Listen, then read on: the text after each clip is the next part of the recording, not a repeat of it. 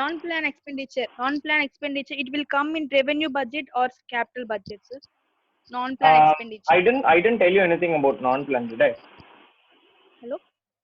Did I tell you anything about non-plan in class?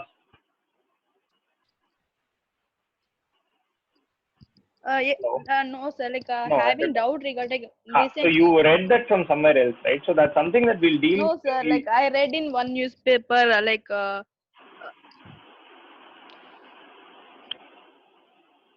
I don't know if you would have read it in the newspaper, Jyoti, Yes, because since 2017, the classification of non-plan doesn't exist. But to answer your question, non-plan expenditure, if you are worried about it, will come under both revenue as well as capital expenditure. How that comes about, we'll see when we get into the classes, proper classes. It will come under both headings. Okay, sir. All right. Every expenditure is divided into two heads. Okay. Earlier, it used to be plan and non-plan, but now it is called as scheme and non-scheme expenditures. All right.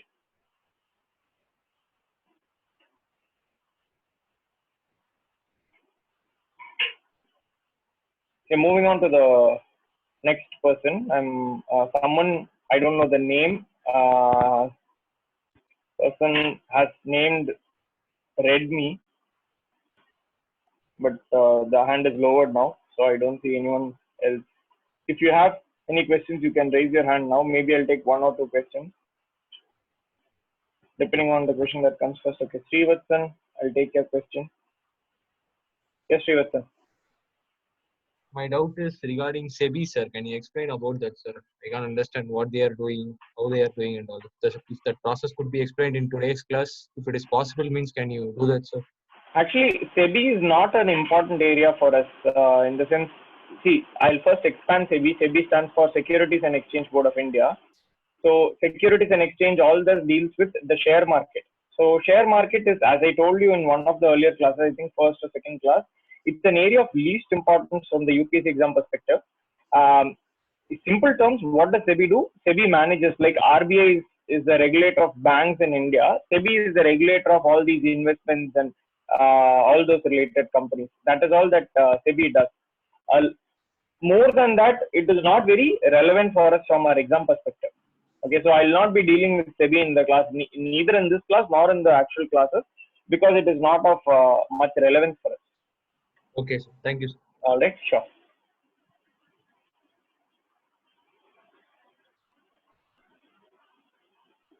Okay, maybe I'll take a couple more. So, Karthik.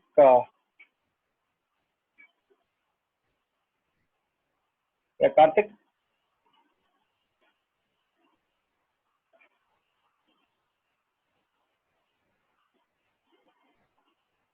Karthik. I had Karthik Saravanan. Okay, fine. I'm not able to find the person. So, Deepak Raj, I'm unmuting you. Hello, yes, Deepak Raj. Sir. Good morning. Sir, yesterday there was a news regarding guidelines for the housing HPCs.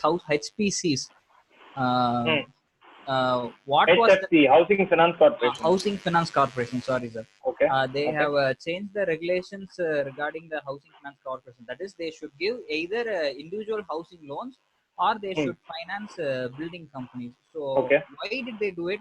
What could be the consequence of it, sir? It would be better if you could send an email to me, because I haven't read through that particular news. So once you do that, once I go through it, I'll be able to better answer that question, because you're asking me a wide question, right? So you have to read up a little behind what was the logic behind it. I'll have to probably read up multiple articles to find out why. Okay, sir. It was actually in yesterday's Hindu newspaper, sir, in business. Just drop a mail to me with the link. Okay, sir. Thank you, sir. All right, sure.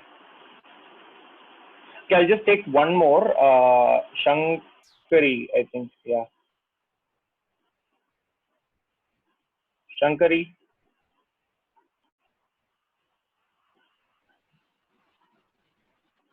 Hello. Hi. Tell me, Shankari. Hello. Hello. Hi. Good morning, Hi. sir. Good morning. Tell me. Hello. I'm audible, sir? Yes, you are. Yes, you are. In economics subject, please list out a book list, sir. I've already done this in a previous class. I didn't attend I've the already class. done this. Yeah, so I don't think I'll be able to do it right now because everyone is there. Just repeat information. Just drop me a mail. I'll respond to you. So, okay, just you give a mail ID, sir. So is this the first class you're attending? Because I did all of this in multiple classes previously. Second time, sir. Yeah, all right. So I'll just write my mail ID over. When I open the board, when I start the class, I'll start with sharing my email ID. You can note down my email Okay, ID. sir. All right. Okay, sir. Sure. Okay, thank you so much. Sure. Okay, so we'll start with the class. There are a couple of people still there. Amrita, Elsa, Prem. Okay, just one person. So I'll take her also. Tell me, Amrita. Good morning. Morning, sir. Am I audible? Yes, you are. Yeah, so, sir, along with this terminologies class, is it okay if we revise the NCERT textbook of economics of grade 11 and 12? Once again, I had addressed this in a previous class. Actually, 2 times I had addressed this. So NCERT 11th standard, you can read. NCERT 12th standard, it is not necessary to read. There are 2 books in 12th standard. There's one called as Introductory Microeconomics, one called as Introductory Macroeconomics. The microeconomics book you don't have to read because it is not relevant from a UPSC perspective. There will be nothing about microeconomics in the examination. With respect to macroeconomics, you can read it. Just that the book, there are a couple of issues in the book. The book is very mathematical, which is not how UPSC tends to ask. They have derived or explained some concepts in a mathematical sense. That relevance, that level of understanding is not required. The second thing is that there are some factual errors because in economics facts keep changing very frequently, maybe once in a year, once in 2 years. Certain regulations keep changing, certain methodologies keep changing. The book has not been updated with those methodologies. They still continue to teach the old methodologies itself. So if you follow that, you might have a little bit of trouble answering questions in the exam. But it's a good book to read. Just like any NCERT, they have explained it in clear and simple terms. So you can try reading macroeconomics if you want. If you are comfortable with it, go with it. But just be aware that there are some mistakes in the book, which you will get to know once you are more open to learning from other sources as well. If you find some contrasting information, don't just blindly believe that any one particular book is right. Just do a detailed research and whatever multiple government sources say, treat that to be the right one. So you can read 12th macroeconomics if you want, but it's not compulsory read. All the topics there will be dealt with in class. Yeah, so microeconomics is not at all there. I guess I've seen that somewhere in the syllabus. You would have seen it in the economics optional syllabus. Okay. That's only in the optional. That's if you choose also economics as an necessary. option. Microeconomics is not necessary at all. Oh, okay. See, when they say economics in the GS General Studies paper, they don't want you to understand economics as a subject. They want you to understand economics as what is happening around us in the country and in the world. And when we talk about a world and a country scenario, it is at a macro level. Nowhere in the syllabus is it defined that you have to learn macroeconomics, because they don't want you to learn economic concepts in terms of various theories and all those. That is not what UPSC wants to check you on. UPSC wants to understand, do you understand the basics of what is happening around you? And that happens at a state level or a country level or a world level. All those are macro in nature, which is why I'm saying don't have to learn micro. In the syllabus, it doesn't anywhere clearly say you have to learn macro, you don't have to learn micro and all this. This is the understanding. It's general. So general things, you don't need to go into the subject and learn in detail. Okay, thank you, sir. All right, sure. I'll start the class now. We have lesser number of terms than usual. So what I'll do is that I'll take up those terms, I'll finish those terms, and then ultimately maybe around 12:15 or so, I'll once again open for doubts, because there are a lot of doubts. And let's say around by 1 o'clock, we should be able to get done with it. If we are not, if you are done early, I'll add a few more terms. If you are not done, then we'll extend till it is over. As I told you, today would be the last day of economic terminology. So to begin with, I'll share my screen and I'll start. I'll try to write. I have an interface here. I'll try to explain certain concepts just using a board. So I'll not be visible to you. Just the board will be visible. Okay. So starting with the first term, we ended the last class with terminologies with respect to, let's say,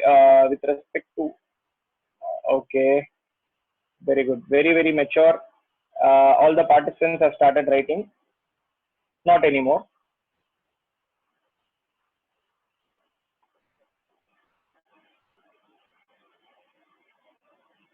All right. So we'll start with the first terminology that we have today. Last class we ended with public finance. So we will ask one particular question that we are trying to address now. What is this concept called as inflation, which everyone keeps talking about? Okay, apologies for the handwriting. The interface is not great. I'm just doing it with my finger. So sorry about the spelling. So inflation is the first area that we are going to discuss, first topic that we are going to discuss. So what is defined as inflation? In very, very simple terms, something is inflating. Okay, something is becoming bigger. What is that which is becoming bigger? The prices of goods and services. Goods and services. The price of goods and services increasing is called as inflation in very, very general terms.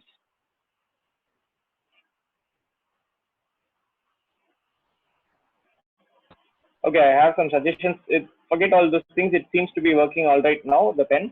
Okay, anyway, so increase and rise in prices of goods and services is what is in general terms called as inflation. But we define proper inflation in proper terms as a persistent rise in general price levels in the economy. Persistent rise in general price levels in the economy. This is levels. Okay. So what do we mean by that? There are a few keywords here. Whatever we are talking about in terms of price, it has to rise, but not just rise. It has to rise consistently over a period of time. It should not be. See, take the example of something like a vegetable, tomato, potato, and, or onion, and all those things. You will find that suddenly there is a lorry strike or something like that. You will find that a kilogram of onion may cost 50 or 60 or 70 or 80 rupees per kilogram. And then maybe in 2 days the strike is eased, and then the price drops back to 20 rupees or 25 rupees per kilogram, maybe even lesser. So this is something that we cannot classify as inflation, because it rises one day and then it immediately drops sometime after that. So we cannot classify it as something that is persistent in nature. So it is a rise in price level, but it is the rise in the price of a product, but it is not persistent. So that wouldn't qualify. If it is something where over a period of time, over a long period of time, let's say the price of production, the labor cost has increased for some reason. So the price of manufacturing pen has increased. So the pen, once the price increases from 10 rupees to, say, let's say 12 rupees, it is going to stay at 12 rupees for a period of time. It is not going to go back to that 10 rupee level. So that is where it is persisting in nature. So persisting rise in, why do I say the word general? That is also very, very important. General price levels, because it is not just the price of one particular commodity that matters. Let us say we as a household, let's say we buy 10 products, 10 any items, rice, it could be rice, it could be vegetables, it could be stationery, all of them put together. Let's say the price of 8 of those commodities rise, okay, and the price of 2 commodities drops. Let's say initially we were spending 1,000 rupees on all these products. Now after the rise of these price of 8 products and the drop in price of 2 products, ultimately if our overall expenditure is, let's say, 1,200, now we can say there is inflation. But if even after the rise of 8 products and because of the drop in the price of 2 products, because these 2 products are extremely valuable, or maybe these 2 products, the price has dropped significantly, if the overall expenditure remains at 1,000, we cannot call it inflation overall in the economy, because general overall price levels or general price levels in the economy have not significantly risen. One product the price has gone up, another product the price has come down, so there is a tallying. So overall for a household or for producers and all those, they may not feel that there is a rise in price. One rise has been compensated by another drop. Okay, so economy wise it has to be general price levels, not price levels of individual products, okay, individual goods or services. So that is why the definition persistent rise in general price level, persistent rise in general price levels in the economy. Okay, that is what is inflation. Okay. Now, if the increase is called inflation, there is an opposite to this as well. The drop, the decrease, that is what we call as deflation. Okay, deflation. Deflation is a decrease in the price levels. So a persistent decrease in general price levels in the economy of goods and services in the economy. So that is what is deflation. Okay. So these are opposing terminologies. Normally, we don't see deflation as a concept, but during times when let's say the demand of products in the economy is very low, not a lot of people have money, they don't want to go out and buy things, there is a hesitation, there tends to be a general decrease in the prices. The overall producers will say only if we decrease prices will the product be sold. So there might be a decrease in price and it might last for a period of time as well. So deflation is also a possibility, but not a very common possibility. All right. So I have a question that's asked in chat. General rates to basket of commodities or all commodities in the economy? All right. So I'll address the question that was asked now. So there is a inflation and deflation. Both I said general price levels, right? General price levels. Okay, Om Prakash has raised hand. Om Prakash, I'll take up the questions only sometime later. So even if you raise hand, I'll not be dealing with the question now. But you can keep your hand raised. I'll come and address it sometime later. Okay. So general price levels. So when we say general price levels, how do we determine general price levels? I say if we buy 10 commodities, okay, that is what I said. So how do we determine what these 10 commodities are, and do we take every single commodity in the economy or do we take some small group of? The answer is we obviously cannot take every single commodity in the economy. So what we'll do is we'll create a basket. We'll create a basket of various goods and services which are commonly bought. Okay, and then we say for these basket of goods and services, what was the price? This quantity, the item inside it will remain the same. The quantity of that also will remain the same. And then we'll say in 2016, how much did people have to pay for this? In 2017, how much did people have to pay? 2018, how much did people have to pay? 2019, how much people had to pay? So every year, if 2017, you had to pay more money than 2016 to buy the same items in the same quantity, then obviously there is an increase in price. We call it inflation, so on and so forth. So to answer that question that was asked by Archana, it is a basket of commodities. Okay. Is there a specific time period to determine inflation? Suti, yes, there is a specific time period for determining inflation, but it is not a standard time period. Sometimes inflation is, or generally inflation is carried out or measured for a yearly period. For a yearly period. So once in a year. So what was the price today? What is the price 1 year later? That is how yearly is what you measure. But there are times when it could be done in a weekly basis also. Last week's price versus this week's price. Sometimes it could be yesterday's price versus today's price. That is also possible. Where the prices are very rapidly moving for individual commodities, for individual things, if you are measuring inflation, it could be done on a daily, weekly, or a monthly basis. Whereas if you are talking about the general set of basket of goods and services that we consider, which is how I defined it, that tends to be the least duration that you will find is that once in a month or maybe once in 3 months, quarterly. I was telling about quarter in the last class. Quarterly is there, half yearly is there, but the most common one is annually. So yes, there is a time period that is annually. All right. Okay. Just some people are asking about effects of inflation. All those I'll be dealing with it in some time. So just hold on. Before you ask questions, just wait, sit through the class before you ask the question. So I'm talking about asking questions in the chat box. Don't jump into and ask questions. In the sense, it might be addressed immediately after that. So what is the point in asking the question? So just hold on. You will know whether I am going to deal with these questions. No. Okay. So that is with respect to inflation and deflation. Okay.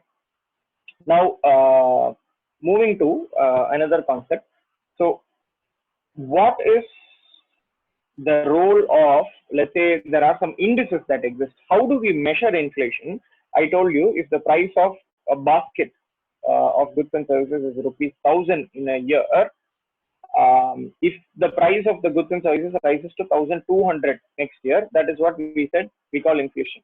So in this sense, this is, let's say, price 1, this is price 2. How do we measure inflation? We are going to say price 2 minus price 1 divided by, we are trying to find out how much has this increased in comparison to this. So this is the comparison point. So we say divided by price 1 into 100. Into 100 is to convert it into percentage. Okay. So we will say something like 200 divided by 1000 into 100. So it will be 5 times, this will be 20. So there is a 20% inflation. So the formula for inflation, you can write this formula is current year price minus previous year price divided by previous year price into 100 to convert into percentages. So the term year here can be replaced with whatever duration that you are going to look at. So someone was asking earlier, is it yearly or is it some other duration? If you are going to measure it monthly, current month price versus previous month price divided by previous month price. Or if you are doing it daily, today's price minus yesterday's price divided by yesterday's price, whatever be the duration. So whichever is the new price minus the old price divided by 100. Okay, that is how it works. So if the price drops, what you will find is that this will be, let's say, 1,200. This will be 1,000. The formula remains the same, just that you will get an answer like minus 200 by 1,200. Minus 200 by 1,200 was the old price. So minus 200 divided by 1,200 into 100. So that is how you will get. So the overall answer would be in negative. So it will be in minus. So that is all. It will not be minus 20% because the base here is different. So just remember that bit. Okay. So that is about now how to measure and what is the formula for measurement. Okay. Now there is one more question that comes into the picture here when it comes to measurement. I said I introduced a concept called as basket of goods and services. Okay. I said certain common things that you spend money on is added inside here. So what is this common set of goods? How do we determine what is the common set of goods for the entire country? Because what one household spends on may be different from what another household spends on. Similarly, what is the price level? For a producer, the price level would be different. For a consumer, the price level would be different. So in order to understand that, in order to create these price levels, we have different types of basket of goods. So if we take into account the basket of goods, the basket of goods and services, which is consumed by consumers or households.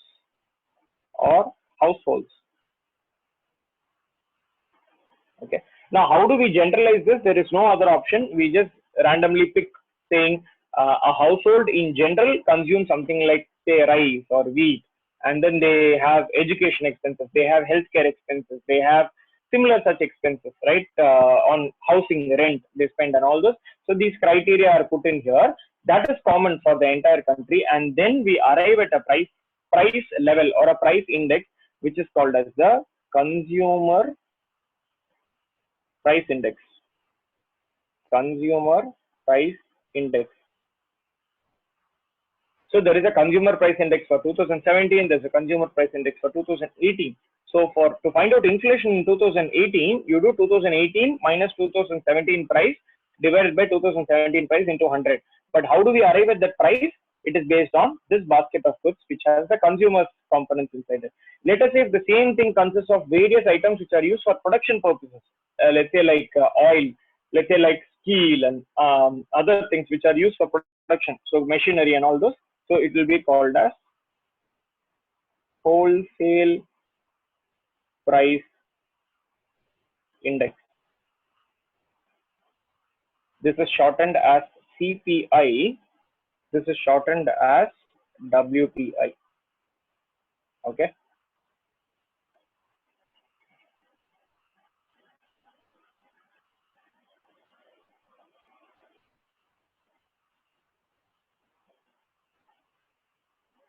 This hold on.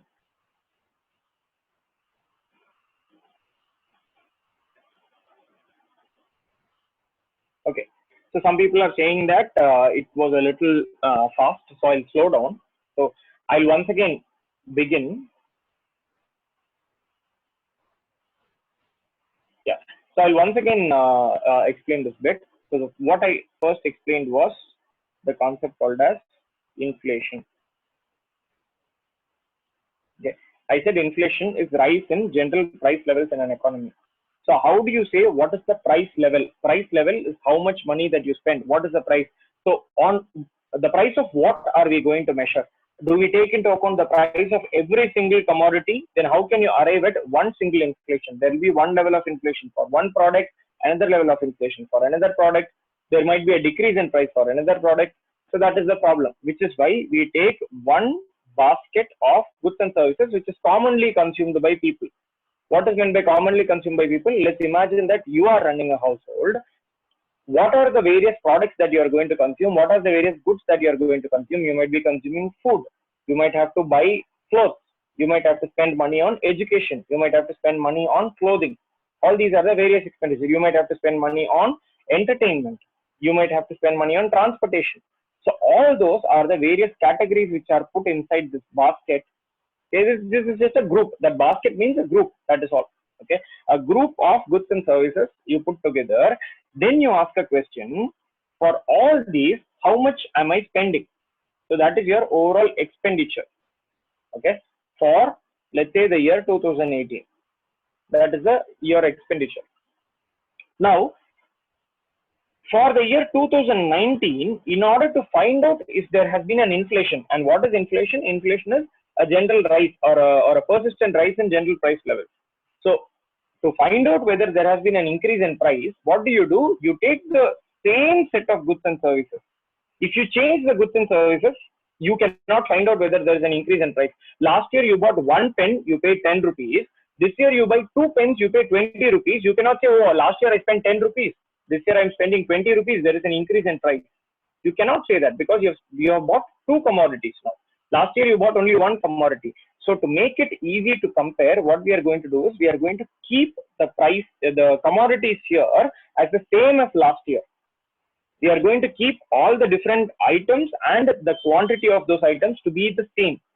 Then we'll say for this set of items, if it was one pen that I bought last year, if it's one pen that I buy this year, only then I can compare. So we keep the same set of goods and services, and then we find out how much is the expenditure in 2018, how much is the expenditure in 2019. We compare, then we use the formula 2019 price minus 2018 price divided by 2018 price into 100.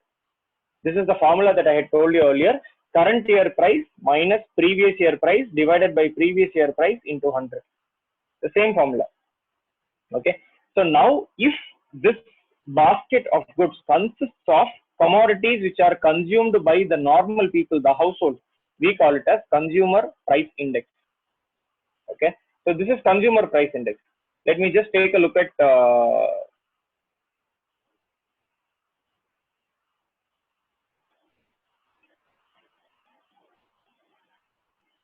okay, so there is a question whether the quality of the good is same or not. Everything has to be the same, but quality is something that you cannot measure with respect to number of goods and all those, but exactly the same commodity. Quality also has to be the same.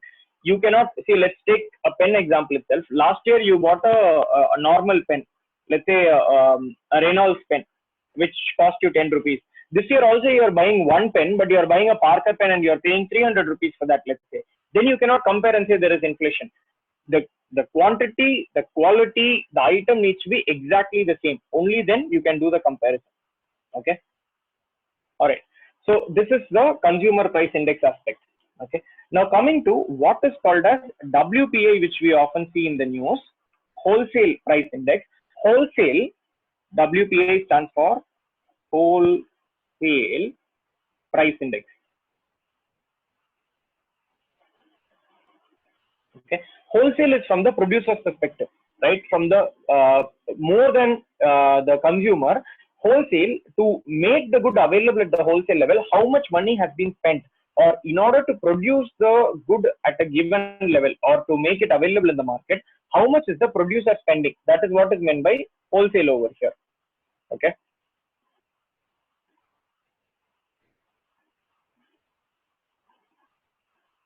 So this is called as wholesale price index.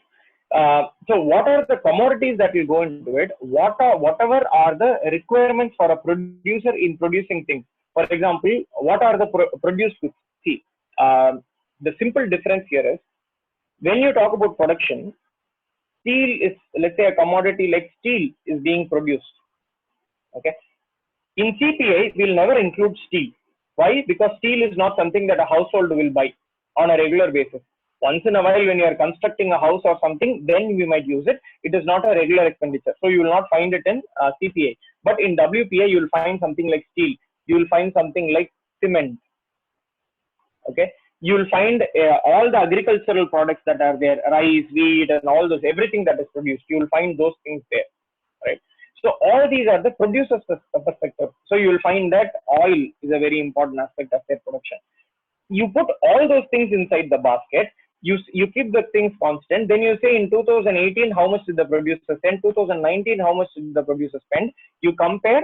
What you get is called as the inflation at the wholesale price level. Okay, that is wholesale price index.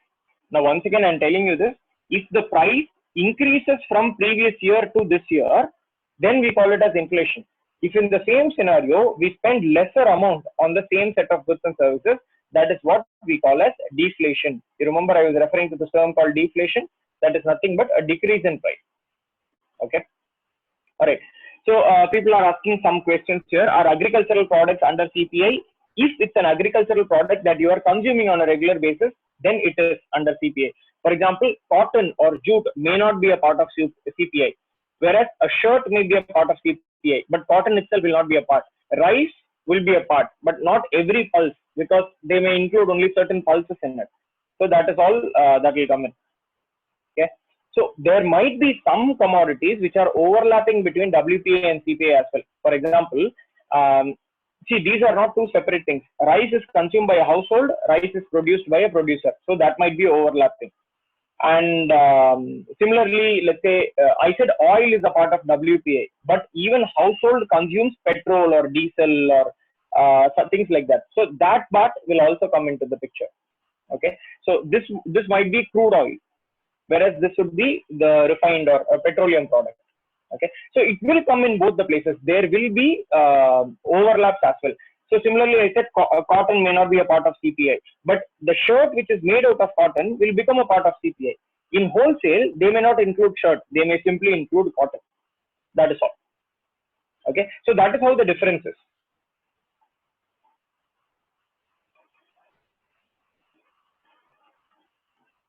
All right, so there are far too many questions. I don't think I'll be able to address all of it. So there's one question which I'll take up now. Sir, wholesale price index means you mentioned shopkeeper who is buying at wholesale.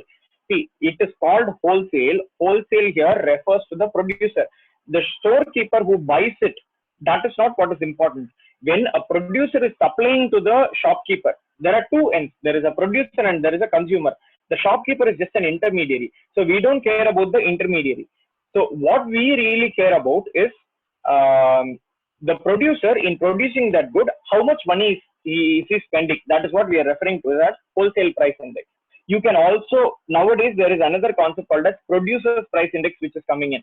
So wholesale is a actually very old terminology. The current terminology that they are going to use is producer's price index, which is not in effect in India yet, but there are some countries in the world which are using producer's price index as the name. A producer's price index and consumer's price index.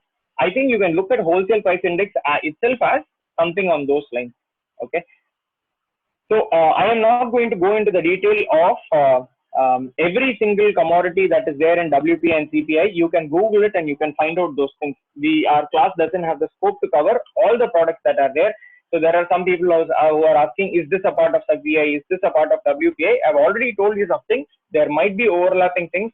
Just ask yourself, what are the commodities that you tend to consume when you are in the household on a regular basis, those tend to come in CPI. In general, there might be something extra, there might be something which is missing also. Similarly, with respect to production, ask yourself, what are the commodities that are produced? So that will come in here. Now take a look at this. We are talking about production. There might be some goods which are produced in India, but which are not consumed in India at all. India produces it exclusively for the purpose of exports.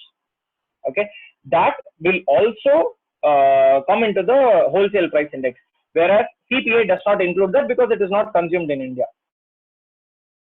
On the other hand, there might be some goods which are not even produced in India, but people in India consume it by importing it from foreign countries. That will not be a part of PPI, but that will be a part of CPI because people in India are consuming those products. All right. So that is the difference between wholesale price index and consumer price index. There's one more question which they say inflation and deflation deals with any specific area. So when you say specific area, I told you this in the first definition. Persistent rise in the general price levels of goods and services in an economy. So economy itself is the area that we are talking about. So inflation could be with respect to India. Inflation could be with respect to an urban area. Inflation could be with respect to a rural area also. So urban, different consumption pattern, rural, different consumption pattern. Similarly, for let's say someone else had asked the question earlier, does inflation vary from state to state? Yes, it can vary from state to state also because production, the labor cost and all those vary from state to state. So it could vary from state to state also. Tamil Nadu may have a different price level, Orissa may have a different price level. So that could change as well, which means that the region, the area that we are considering also matters. At an India level, there is one inflation calculation. In addition to that, at the state level also, there may be an inflation calculation.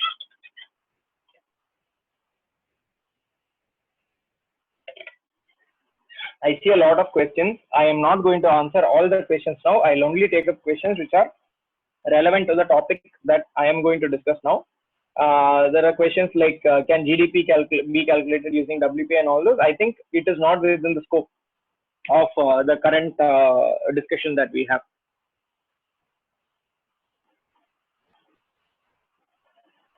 Okay, so someone asked, if we include imported goods in CPI, how does this give an Indian picture? The answer is, are Indians consuming it or not? If Indians are consuming it, it should be a part of the price levels. It's us. See, if you look at our day-to-day life, we consume so many things. Let's say a pen. We are consuming a pen, we are buying a pen. Let's say someone is buying something called as a Uniball pen. You find that it is made in Japan. You go to a local Indian store and you are buying it, but it is a Japanese pen, which means that it is not produced in India.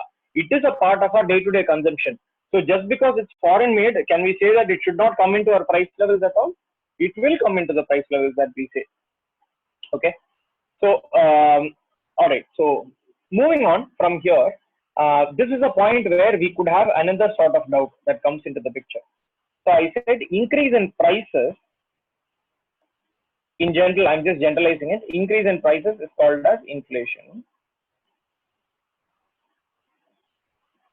Increase in GDP is called as, maybe we can call it as boom, growth or boom. Okay. Decrease in prices, I told you, is called as deflation. Decrease in GDP is what I called as recession. Okay, so these are terms related to GDP, boom and recession and all those. These are terms related to prices, inflation, deflation. It's something that a couple of people had asked as well with respect to what is the difference between recession and deflation and all those things. Okay, so maybe I'll give you one more link with respect to inflation as well. One more link with respect to inflation. So why did I talk about GDP now, and what is the link between GDP and this? Okay, so I told you the formula for GDP in the first class. I told you is Q into P. Okay, if P increases, automatically G will increase also. Okay, so with an increase in price, there is always a possibility for increase in GDP. Whether this is good or bad and all those, it's a different matter altogether. So price does have a role to play in GDP. Similarly, if there is a decrease in price, we say Q into P. Okay, we say Q into P. Then if there is a decrease in price, there is a possibility for decrease in GDP also. I say there is a possibility and not a certainty, because you always have to remember, along with P, there is also another factor which comes into the picture when it comes to the GDP. Let's say P increases, but let's say Q decreases, then the GDP may not increase in spite of an increase in price. Okay. If the P decreases, but the Q increases, there is also a possibility that the GDP may not change.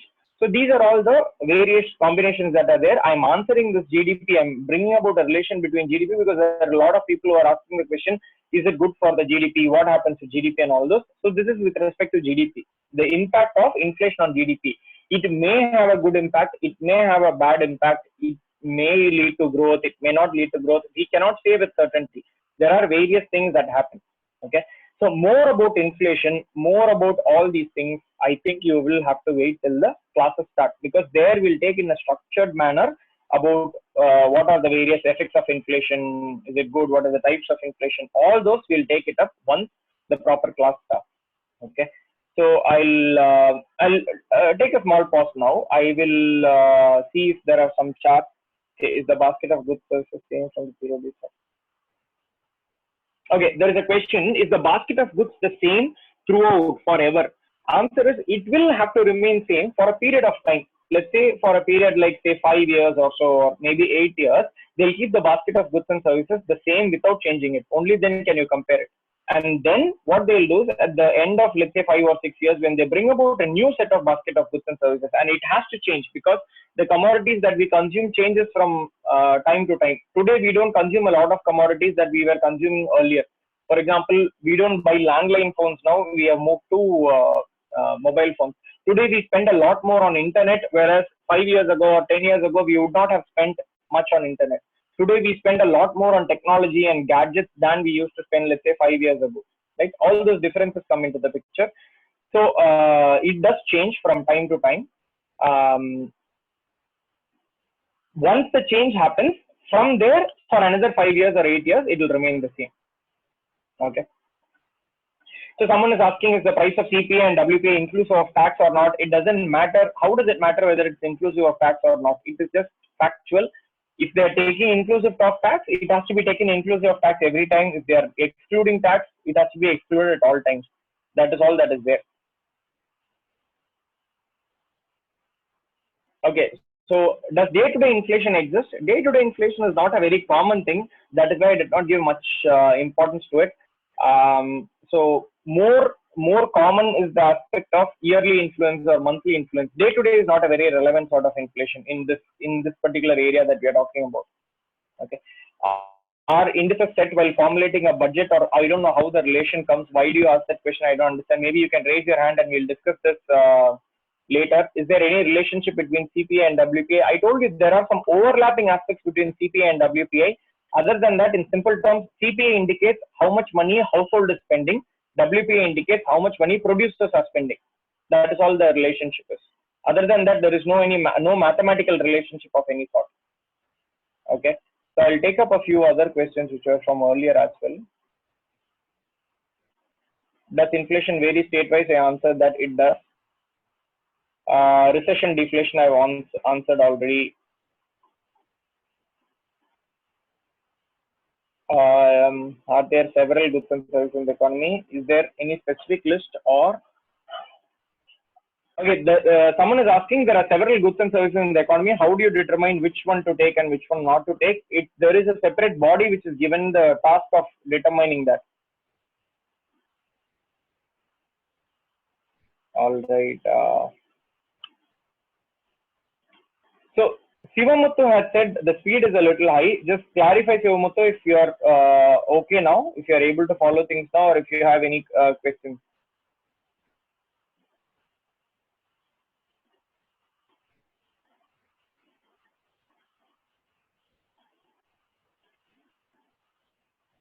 I think a lot of these questions were from earlier.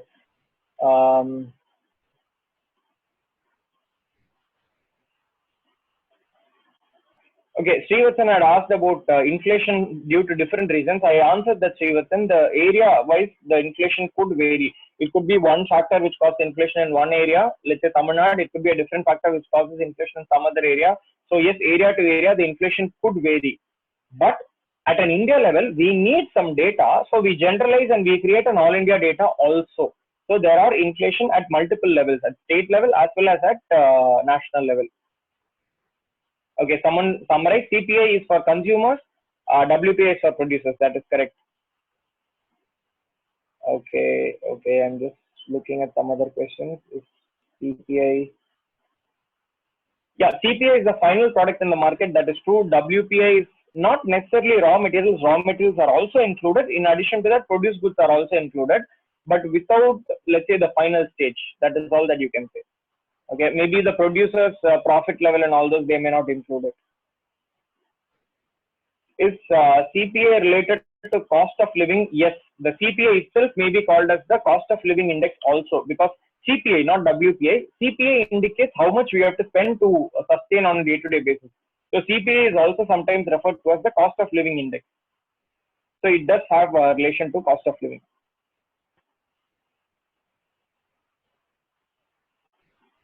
Okay, someone asked, Vinita asked, can you repeat about goods produced in India but being exported? Okay. So, Vinita, so what I was saying there is that there are some products, the difference between CPI and WPI is what I was conveying. So, if a good is produced in India, it will be a part of WPI because it is produced in India, there is a cost involved in producing it in India. So, from a producer's perspective, it is very important for them to know what the price levels are, and the government can take a policy accordingly to minimize the price levels and all this, right? So, maybe those products are not consumed in India at all. Maybe those products are purely exported. India doesn't have a demand for that, but because let's say some African country or somewhere there is a demand for that product, they may produce here and they may sell everything outside. Right? So such products will not come into the consumer's picture. That product will come into the producer's picture. So those products will be a part of WPI, the exported goods.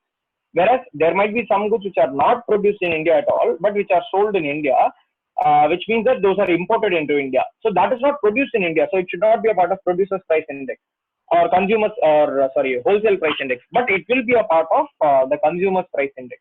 So that is why it is a part of CPI. Okay, so if raw material is imported and used, this one second.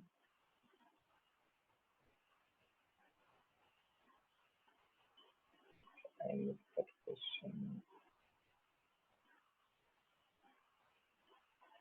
So someone asked, so I gave the example of Uniball. Should it not be included in WPI? Because it is not produced in India, yeah, we should not include it in as part of WPI. Some examples for overlap of WPI, CPI, I told you the rice that is consumed, the food materials that are produced for consumption here, maybe the fuel prices that will overlap a little bit. So these are the overlaps that will come into the picture.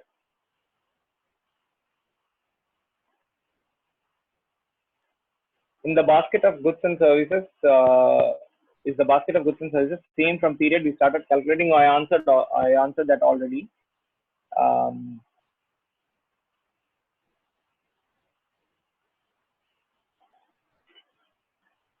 Can you repeat thing you said about, okay, I told you that already. Is tax increase without increasing the base price of the product, it will increase tax. Okay, I'm not bringing in the tax aspect here. I'm not going to deal with the tax aspect, Vignesh, because I have not told you that is not relevant for understanding the concept of inflation. Forget about tax while talking about inflation. Those are secondary concepts. You can deal with it later. I'll not be answering that now. Does the non-essential commodity also taken into the basket which are not generally used? See, if it is not a generally used commodity, then the likelihood of it being a part of the basket of goods and services is very low.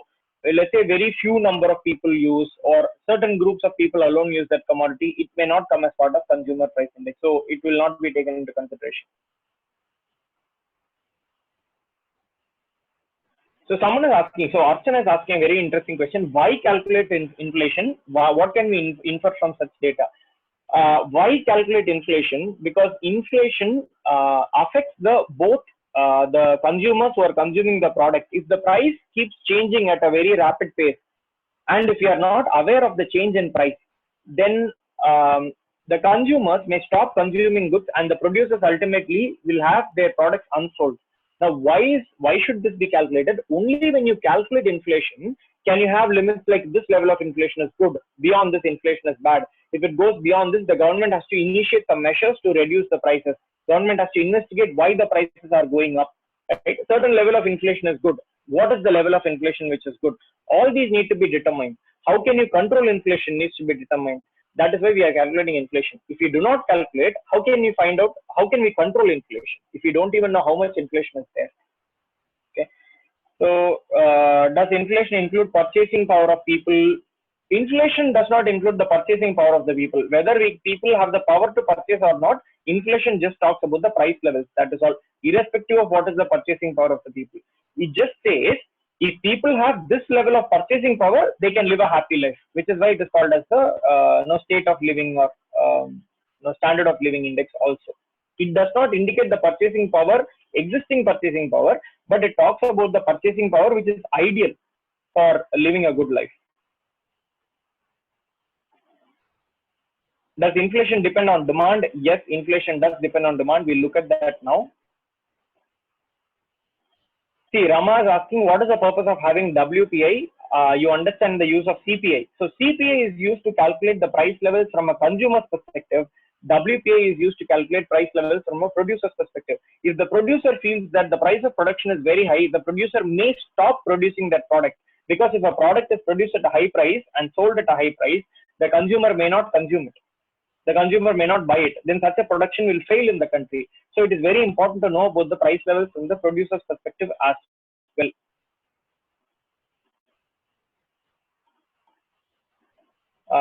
Is there any subdivision WPA basket? There are subdivisions. I think that is something that you can Google and learn because it's too detailed. I'll not be dealing with it now.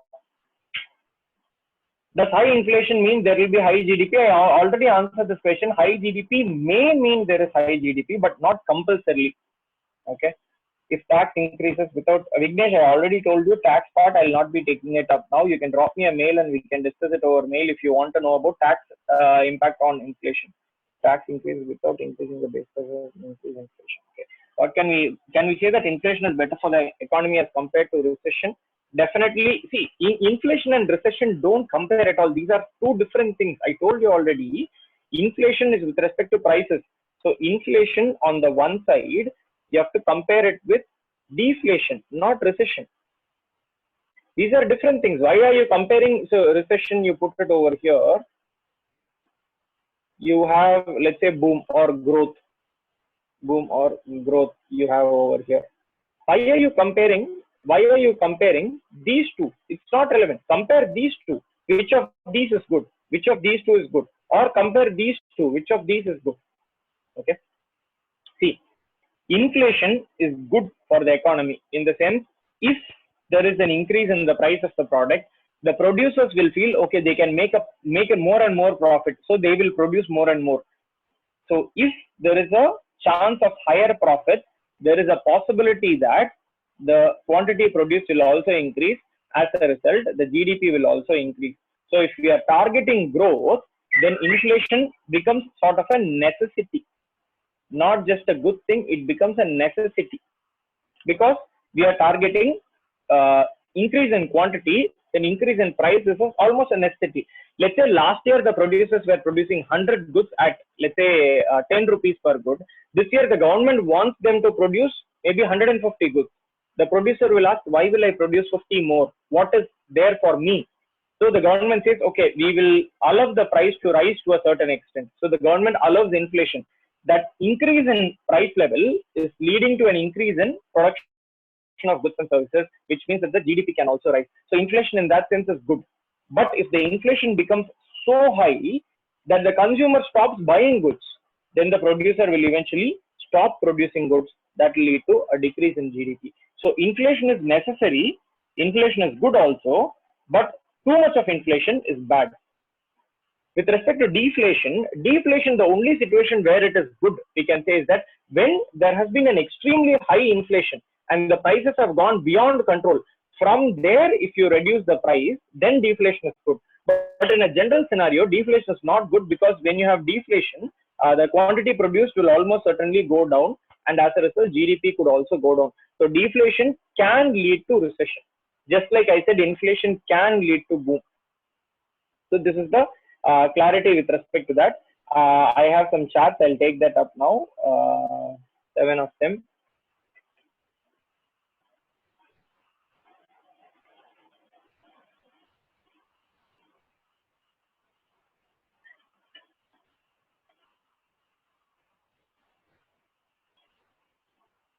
Now I will not take a raised hands now. Just hold on.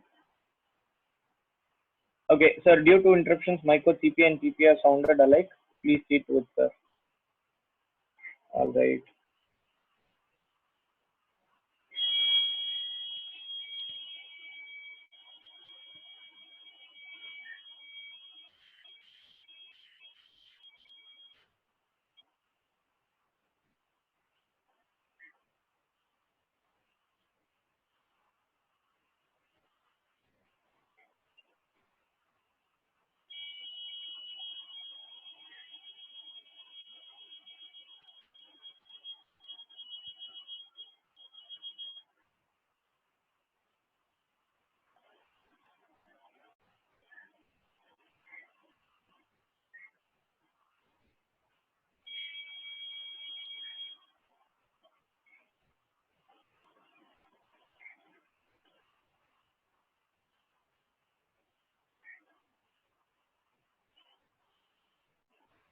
I'm just looking at some of the charts.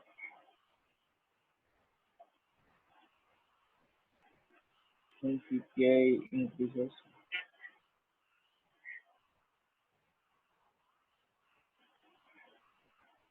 Okay, does inflation play a role in the growth of people's life and future of the country? Yes, it does. Because as I told you, it plays a role in the GDP. Which will UPSC ask you whether to classify goods in CPI WPA? No, they are not likely to. They are not likely to ask which is in CPI WPA because it's far too many goods and there are a lot of overlaps. You cannot have a clear demarcation between the two.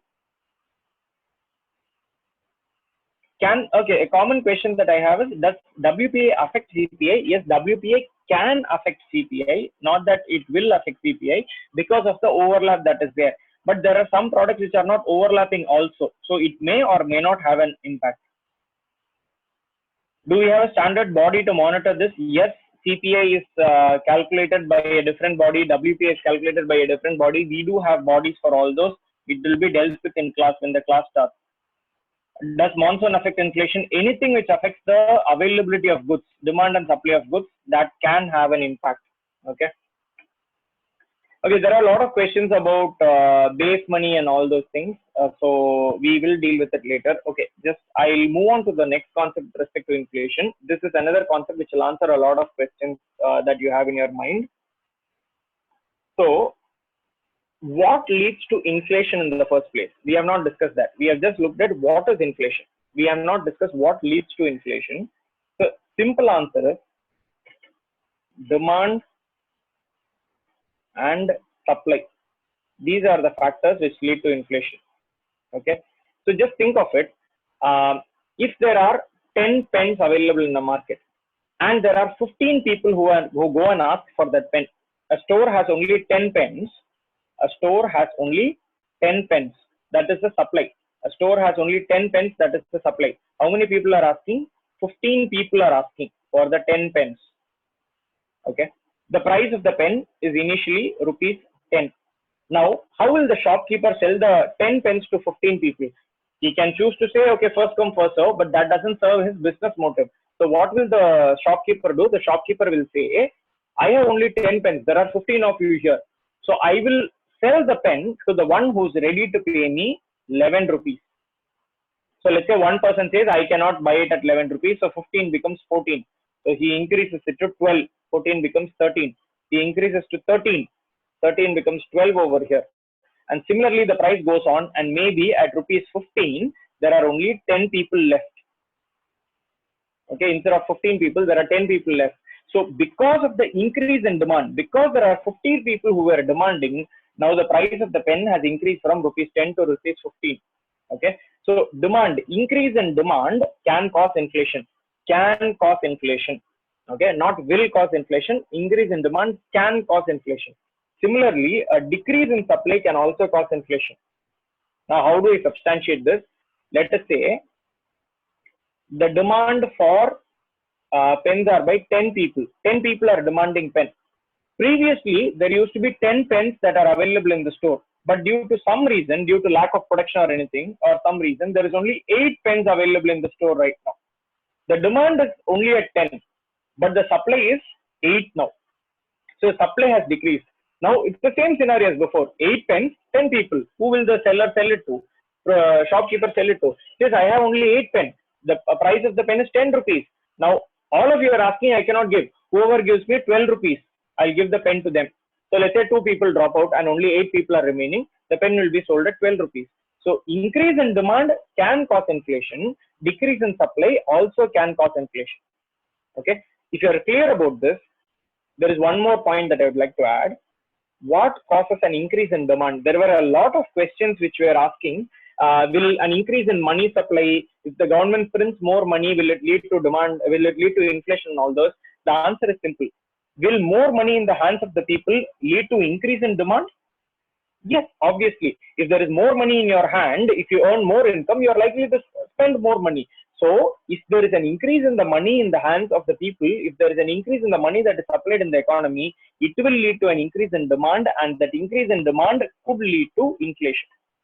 Okay, it's a that is the simple answer here. This was a lot of question that a lot of people were asking. So,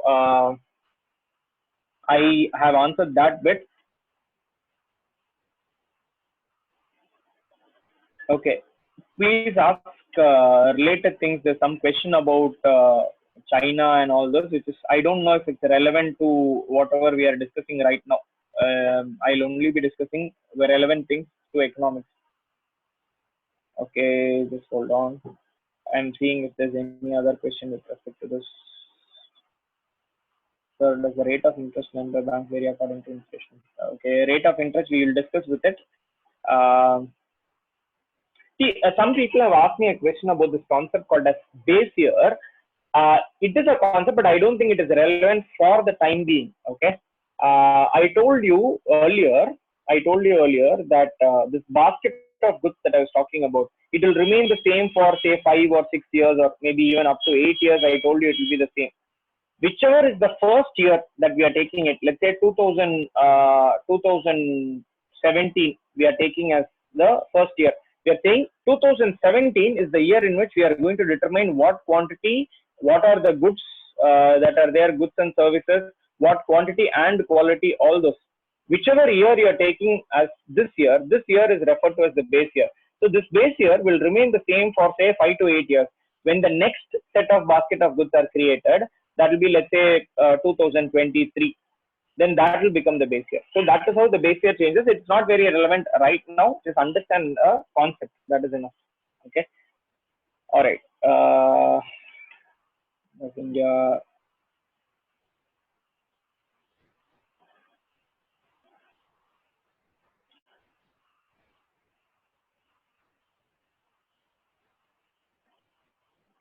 So someone is asking what happens when there is less demand and more supply. You tell me what happens when there is less demand. So demand drops. Let's say previously there was demand for 10 pens. Now there is a demand for only 8 pens. Supply has not changed at all, or supply has increased. Previously there were 10 pens. Now there is 12 pens. Now there are 12 pens available in the store. Only 8 people are coming and asking for it. What will happen? The shopkeeper will start giving discounts. Earlier it was sold at 10 rupees. You see year and end of year discount. They are trying to sell all the excess commodities that they have and all this. What is the discount? It is nothing but drop in price. They are saying that at 10 rupees, I'm not able to sell 12 pens. In order to sell 12 pens, maybe I'll sell it at 8 rupees. So maybe instead of 8 people, now 10 people are coming and asking for the pen. Prices dropped further to 5 rupees. Now there are 12 people coming and asking. So now demand and supply is met. So the price will drop. Deflation will happen when there is a drop in demand and an increase in supply. Deflation can happen. So that is what will happen. There's another question. Decrease in price. Yes, it can be deflation. I told you that already. Drop in price. How will circulation of more money? Circulation of more money will not reduce inflation. Someone is asking, how will circulation of more money reduce inflation? I said the circulation of more money will lead to or can lead to increase in demand. Increase in demand will lead to inflation. That is what I said. Okay, so a lot of people are asking me about COVID and the application and all those. First, learn the basics of the concept, then go to the application aspect of it. Otherwise, it will be very confusing. Okay. Does India have a base year? Yes, I told you every every calculation for CPI and all those has base year. So don't get confused about that.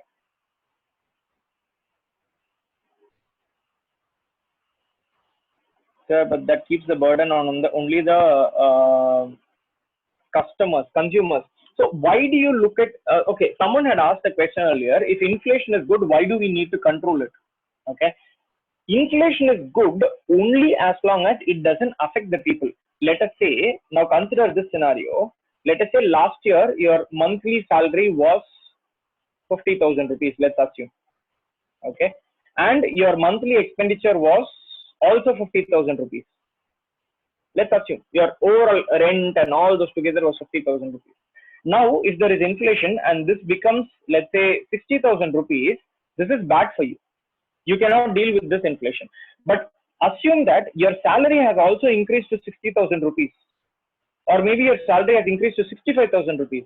But the price has increased only to 60,000 rupees. Now, even after buying the same set of goods and services, you will still have 5,000 rupees left with you. Which means the inflation doesn't bother you. So when the inflation goes beyond the money available in the hands of the people in the economy, that is when inflation is bad and you need to try to control it in the economy.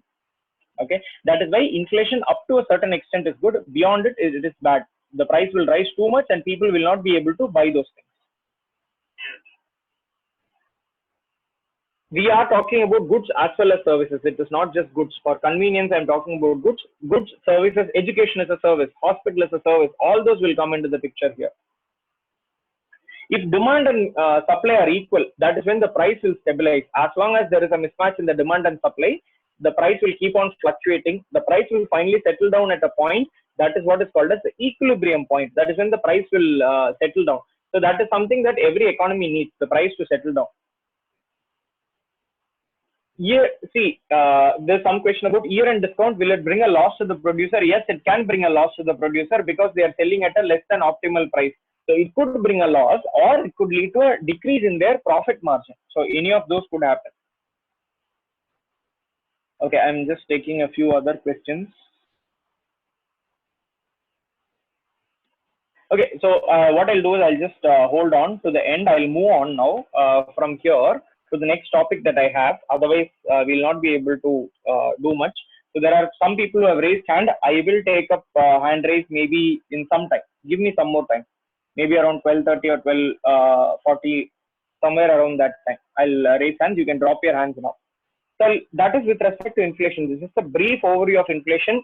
There will be a separate session where you have 1-2.5 hour session only to talk about inflation, maybe more than one, maybe 1.5 to 2.5 hour sessions. Okay, two classes where you will discuss only inflation. We'll deal with it in greater detail, much greater detail at that point of time. So what we'll do currently is we'll move to the next topic. If you have further questions, we'll deal with it at the end of the class when you have raised your hand. I'll unmute you, then we can discuss it. All right. Now coming to a common concept which people are talking about, someone was asking with respect to inflation itself about lending rates and all those things. So we'll talk about banks. The role of banks in an economy. What is the purpose of banks? That is a question that we have. Okay. Why do banks exist? The answer is very simple. Banks play a very similar role like a supermarket or a store that you go to. Okay, so imagine you are going to a store. Why are you going to a store? Because you are in need of, let's say, rice. Okay, you need 1 kilogram of rice. Who's the producer of rice? A farmer who has produced that rice. So because you don't know or you cannot access that person, you cannot go to the farmer every time you want rice. You cannot go there and get the rice and come. What you do is that the farmer sells it to a middleman and the middleman sells it to you. You go to the middleman and you buy from that. That shopkeeper is nothing but a middleman. This bank is nothing but the same middleman, but with respect to money. So a bank is called as a financial intermediary. A bank is nothing but a middleman between a person who has excess money, who will go and deposit this money in the bank, and a person who has a need for money, excess money and shortfall of money. Person who is in need of money. So loans. Okay. So a bank is someone who links these two people. When you go to a store and notice this difference, when you go to a store and buy a kilogram of rice, do you know who produced the rice? Do you know which particular farmer produced that rice? You do not know. Similarly, when you go to a bank and ask for a loan, you do not know whose money you are getting. You just know there is money in the bank, you can go and borrow money. Now, why does the bank do this? The same thing as a shop. A shop says, I'll buy the commodity from you at, let's say, 40 rupees, and then I'll sell it at 50 rupees. That 10 rupees is the profit that shopkeeper is after. Right? Similarly, a bank says, I'll take the money from you. Let's say you have excess money. A person here has excess money. They say, I'll take the money from you and I'll pay you some money. So when a shopkeeper buys the rice from the farmer, the shopkeeper pays some money to the farmer.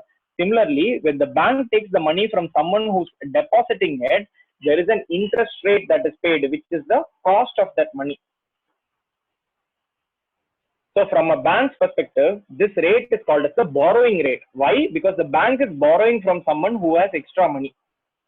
So from a bank's perspective, bank accepts deposits from people who have more money at a rate called as borrowing rate. Okay. And then bank gives out loans to the people who need money at something called as the lending rate.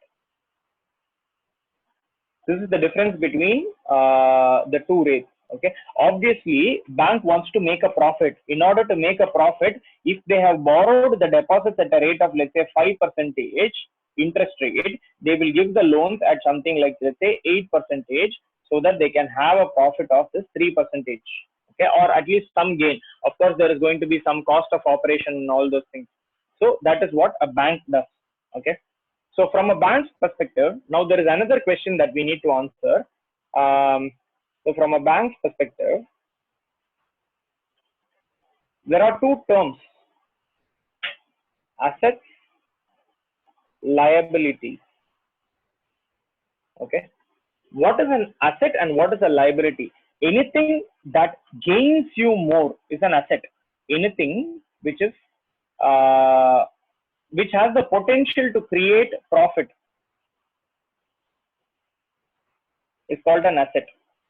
Anything which is going to definitely lead to a loss is called as a liability. Okay. So when the bank borrows money from a person, when the bank accepts deposits, that is a definite loss, because as I told you when I wrote the previous slide, it accepts money from a person who's depositing and says that I'll give you certain money in return, which means the bank is definitely facing a loss here. So that is a liability. Deposits become liabilities of a bank, and the loans that they give, when they give a loan, there is a potential to earn profit. There's a possibility, not a certainty, but a possibility.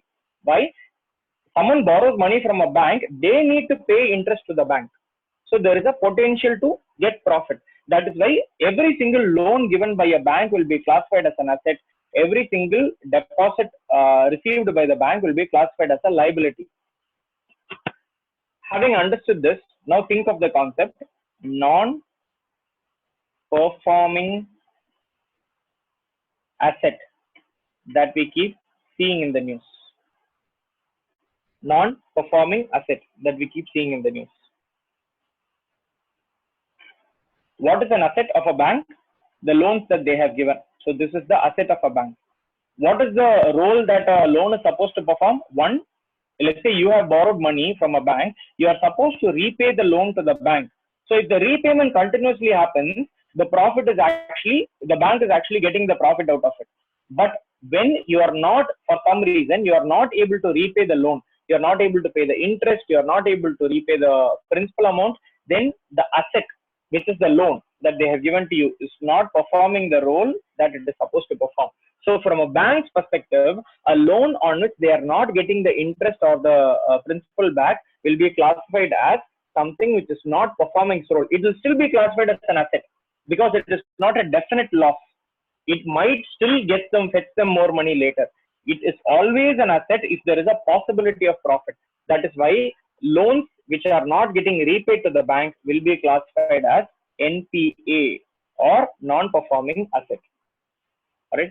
So this is with respect to banking. If you have any questions, you can ask. There are a couple of chats. Is there any reason for inflation increase other than demand and supply? No, demand and supply are the factors. These are the only two factors which lead to. So there are many factors which cause demand and many factors which cause supply. But inflation is ultimately about demand and supply.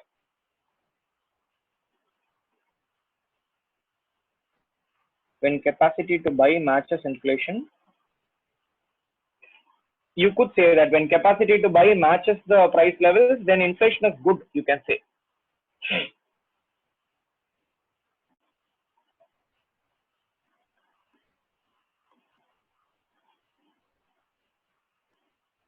Okay, I'll repeat NPA again. Now, I'll just rewrite in a different way. Now, look at this. We have a bank. A bank borrows money or accepts deposits at a rate called as the borrowing rate. Everything is from the bank's perspective. Don't think of this as the rate at which I borrow stuff. It is from the bank's perspective. This is the borrowing rate. A bank gives loans at something called as the lending rate. I will not be taking the questions yet. I have to finish this and then I'll take up questions. Okay. So there is something called as deposits and there is something called as loans. So when a bank accepts deposits, they are promising to pay a borrowing rate, a rate of interest to the depositor. Just imagine that you are depositing some FD in your bank, fixed deposit in your bank, or you are putting some money in your bank. The bank says, for this money, the bank will pay you some interest. The bank keeps paying you some interest on the FD that you put in or the savings account that you have. Everywhere, the bank keeps giving you some interest rate. That payment of interest leads to a loss, a definite loss for the bank. So all these deposits will be classified as liabilities because it is leading to a loss for the bank. Whereas if the bank were to give a loan, imagine from a bank's perspective, imagine you are a bank, don't imagine you are a customer. From a bank's perspective, you are accepting money from someone, you need to pay them an interest, it is a loss for you, it's a definite loss for you. But what are you trying to do? That you are trying to overcome that loss.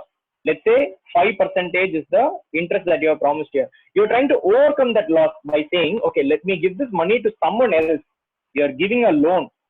Why are you giving a loan? Because you're going to charge a money from them. So that person has to pay you, let's say 8% interest, which means that this is the scope for profit. This difference between 5% and 8%, that is the scope for profit. And because you have a possibility of profit from loans, this will be classified as assets.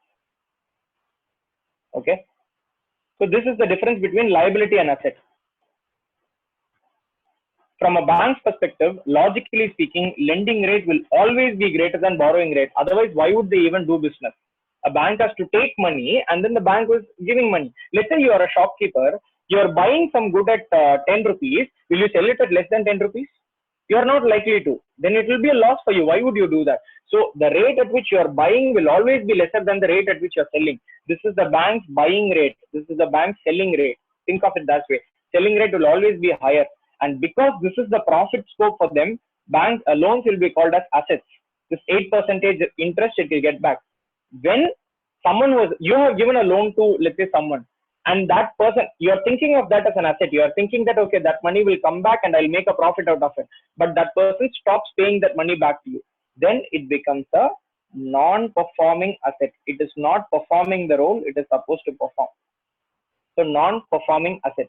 That is the difference between an asset and a non-performing asset. A non-performing asset will still not be called as a liability. It is an asset.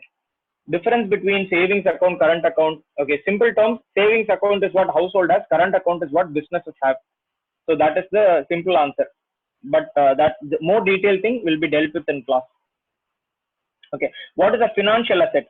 Whatever you just saw, loan is an example of a financial asset. So someone is asking what is a financial asset? Loan is an example of a financial asset. There are other assets also. For example, land. You might buy a land so that it increases in value and you can sell later. So that is a non-financial asset. Whereas if you have an FD somewhere, that is called as a financial asset. See, the technicalities as to what is the time limit for a asset to become NPA and all those, we will deal with it in class. I'm not going to answer it now.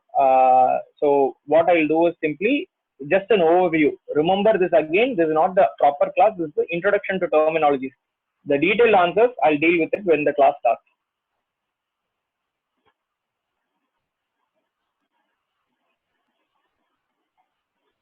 Yeah, Supriya has asked the question, is lending rate minus borrowing rate the spread of the bank? Yes, that is a technical term there. There is a term called a spread. That is the difference between the two. Shweta, I have already explained NPA twice. If you have not understood it, we will deal with it at the end of the class. When I ask you to raise your hand, you can ask and ask again. Sir, why banks from other country are having branches in India? Because they want to do business. It's like foreign direct investment. Just like you have Volkswagen and Audi and all those coming into India and doing selling their cars, we have banks also coming into India and doing business. Are they different from Indian banks? Not really. Only in terms of ownership they are different. Otherwise, not much different. NPA will continue to remain an asset. Vignesh is asking if NPA will become a liability. No, NPA will continue to be an asset, but a non-performing one, because there is always a possibility that someday the repayment will happen. Okay. All right. Supriya, we will discuss about the spread later. Yes, it is the profit made by the bank. So that is correct. Let me look at some other questions that is there.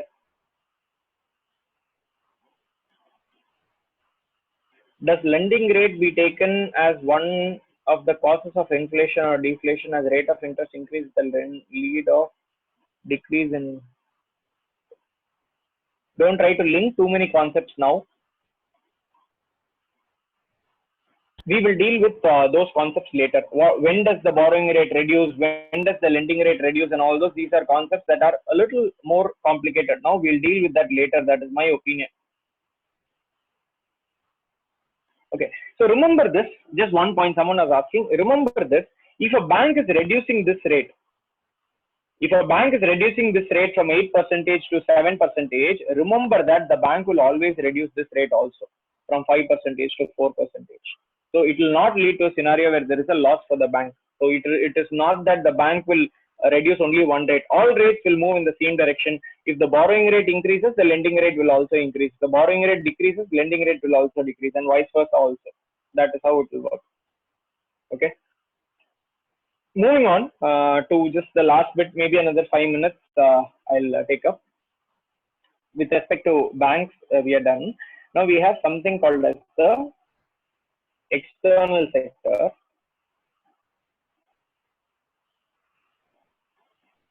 which deals with India's transactions with the rest of the world.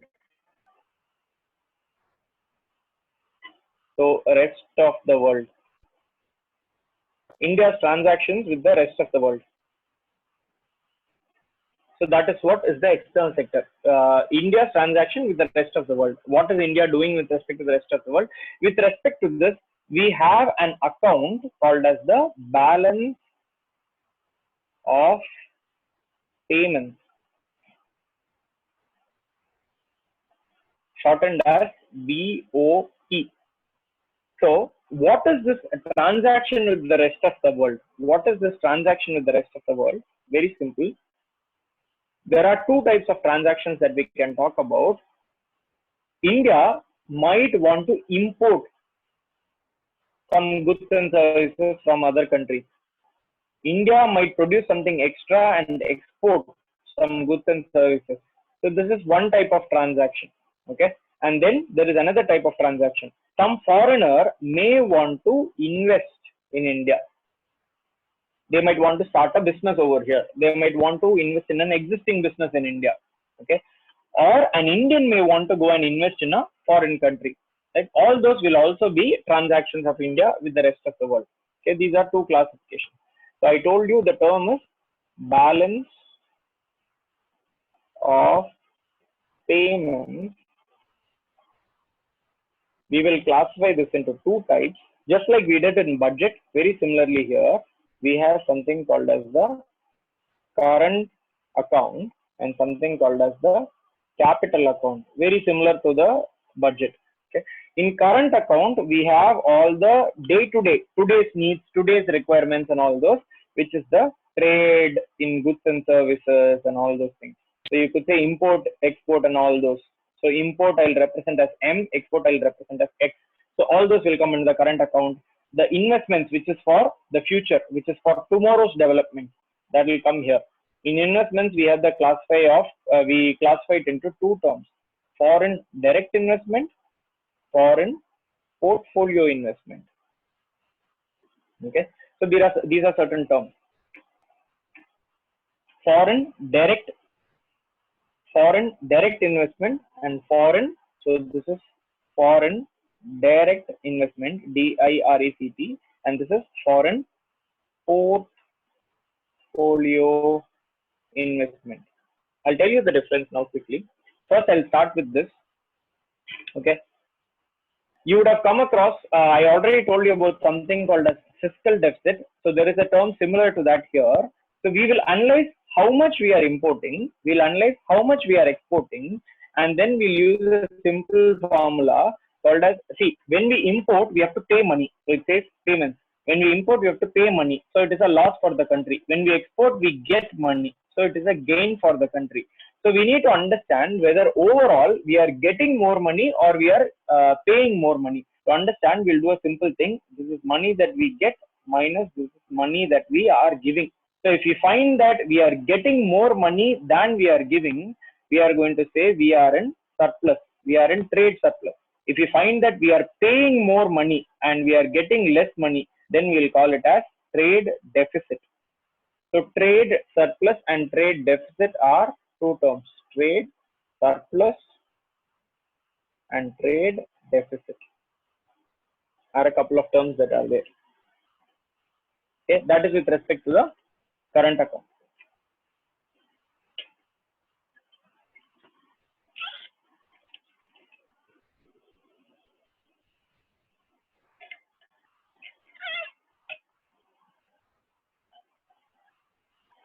I'll just explain these two terms also, and then we'll wind up the class and we'll start discussing whatever you have to discuss. So foreign investments in the capital account can be classified into direct investment or portfolio investment.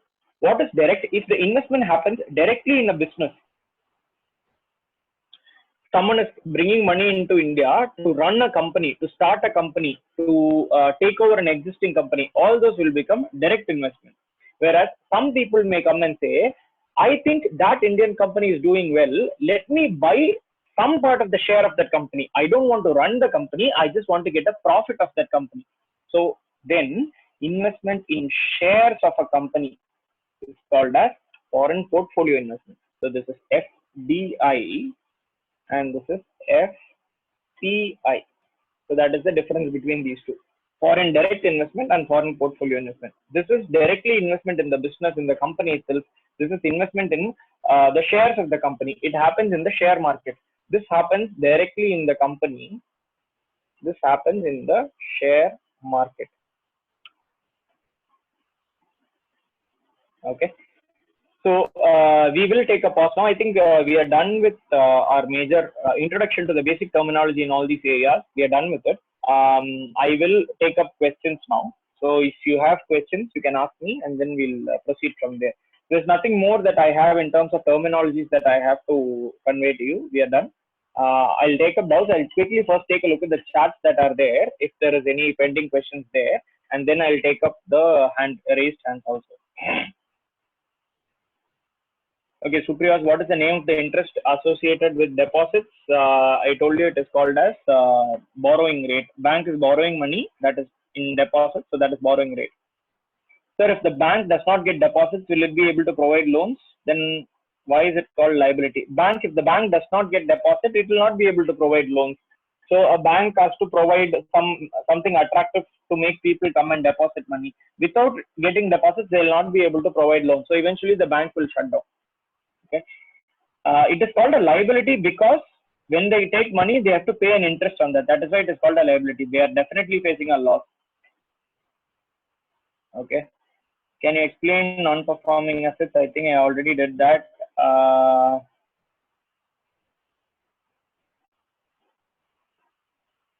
Okay, just hold on.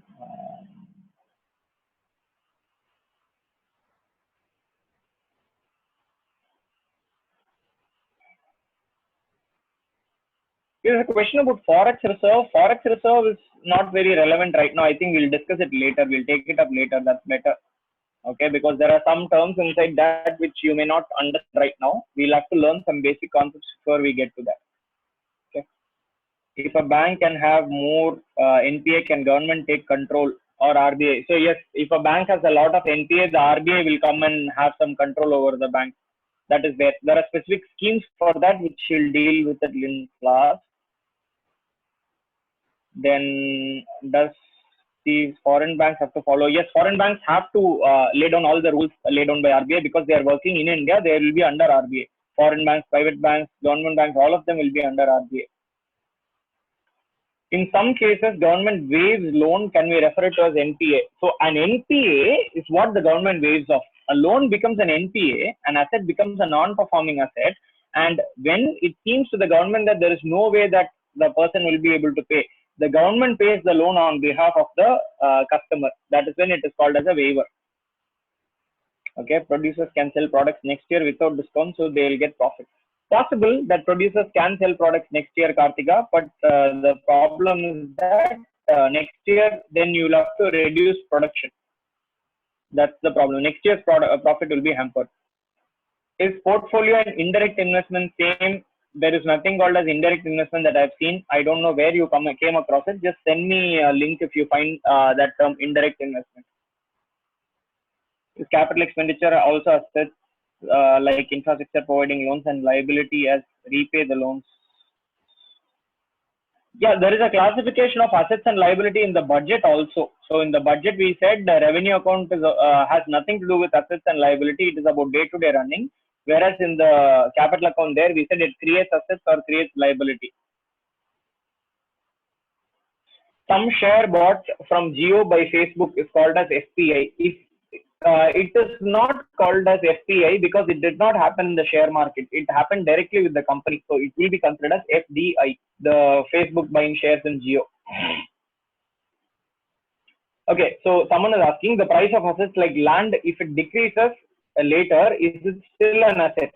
So which is why to answer this question is why I asked the question. If it is an asset, it has a potential to earn profit, not a certainty, but a potential to earn profit. But when you call a liability, the loss is certain. There will definitely be a loss. So that is when you can call something a liability. So if it loses money later, then it will become a non-performing asset, not a liability. Where do you guys come across the term foreign indirect investment? Let me know. Then I'll answer that question because I have not come across it very often. So let me know. Some people are asking about foreign indirect investment. If you find it, just let me know. I'll answer that question then. See, portfolio is nothing but someone investing in the shares of a company. That's all. So why is it called portfolio? Portfolio means different segments, different divisions.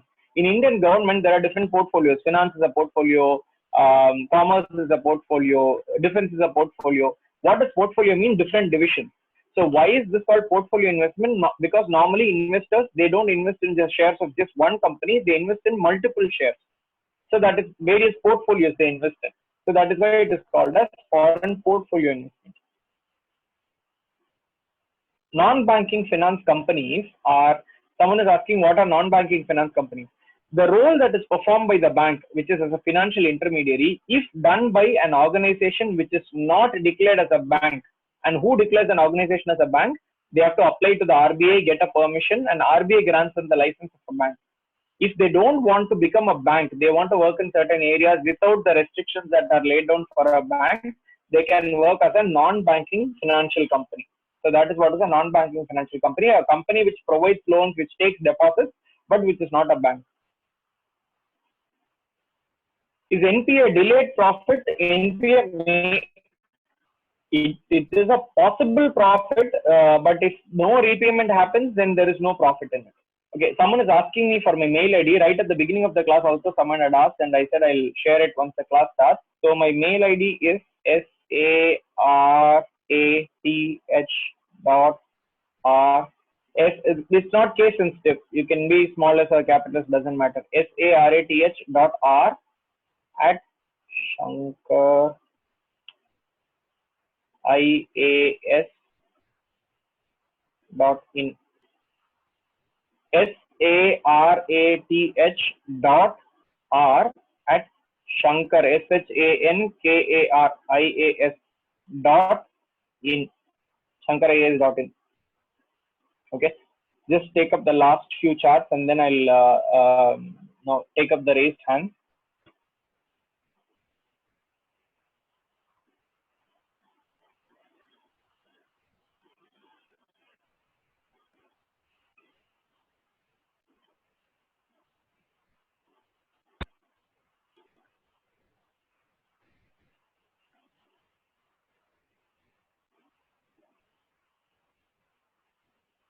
Just hold on, guys. I am just looking at.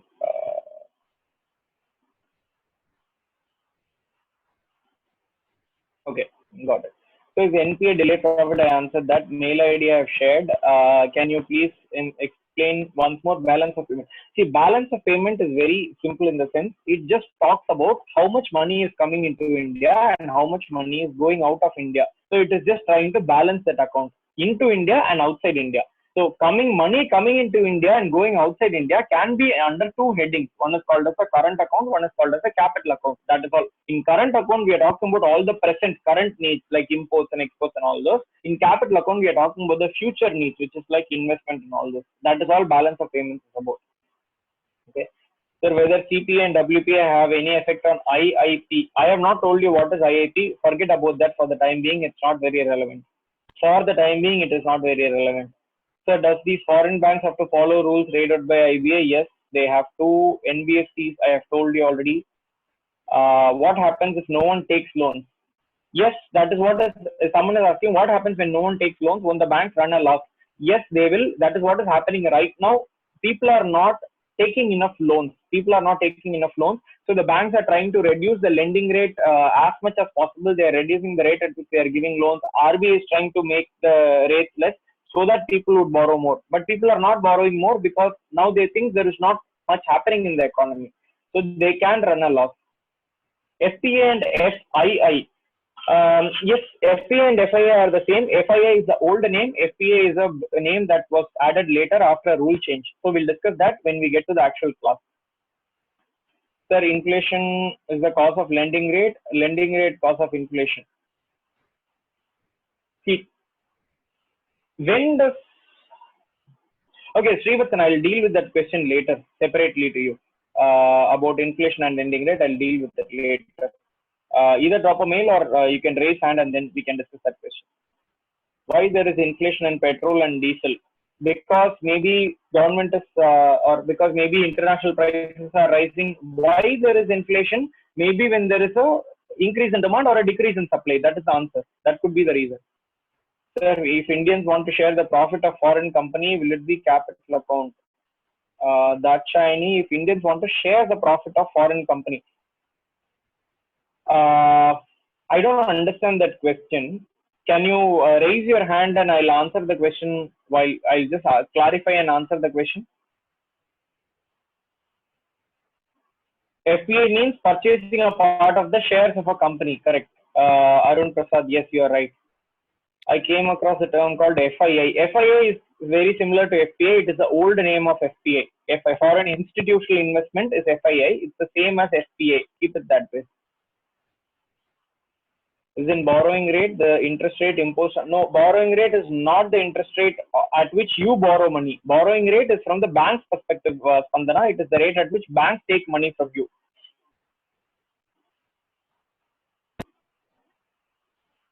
Okay, what is trade surplus? Someone is asking. See, when the gain, the country is exporting as well as importing. When we export, we earn money. When we import, we pay money. If we do more exports and earn more money than we are importing and paying money, then we have more money in our hands than we are paying, right? That is called as trade surplus. Forget tax for the time being. Don't bring in tax. It's unnecessarily complicating things. Tax is a separate concept. We'll deal with it later. Don't bring in the concept of tax and all those here. If either you include tax at all times or you don't include tax at all, that is all. If you are confused about whether tax is involved or not, it is not a relevant confusion. Either you take tax everywhere or don't take tax anywhere at all. Jawahar is asking about bad bank. Jawahar, bad bank is better left to discuss in the class because it requires some basic understanding of some concepts before we get to bad bank. We need to learn more about NPA before we learn that. Okay, Kate, you said in the last class, I said government doesn't have any source to borrow within the country. It can ask RBI to print money, but it had borrowed from WHO. See, I said as a last resort, it can ask RBI to print money, but it is better sometimes not to ask RBI to print money. Why is it asking WHO for money? Maybe WHO is willing to give loan if it is asking WHO. I don't know if it is true. WHO, I don't think generally gives loans. It could be World Bank or let's say IMF or something like that. Not likely that it is WHO. But anyway, whichever the international organization, if they are giving a loan at an extremely low rate, then it makes sense to borrow from them. Okay. Okay, so see, someone is asking for more clarity on loan waiver. It is not something that I dealt with in class. Someone asked, so I was giving clarity. Let us say a farmer borrows money from a bank, and the farmers, due to poor monsoon, the farmer fails to repay the loan. So a lot of farmers like this, eventually they don't have a source of any money. They go request the government, and finally the government says, okay, you don't need to pay the money. So what the bank says, if they don't pay the money, we will be in loss. That's what the bank says. So the government says, okay, let the farmer not pay the money. Let me pay the money to the bank on behalf of the farmer. So the government says, I'll take up your loan and I'm paying it on your behalf. This is what is called as loan waiver. The government is asking the people, you don't pay the loan. The government will pay the loan on behalf of the people. That is called loan waiver. In a way, when the government gives a loan waiver, it is nothing but taking money from people because we are paying tax. That is how the government is getting money. So ultimately, we are the ones using our tax money is what the government is waiving off loans. Okay.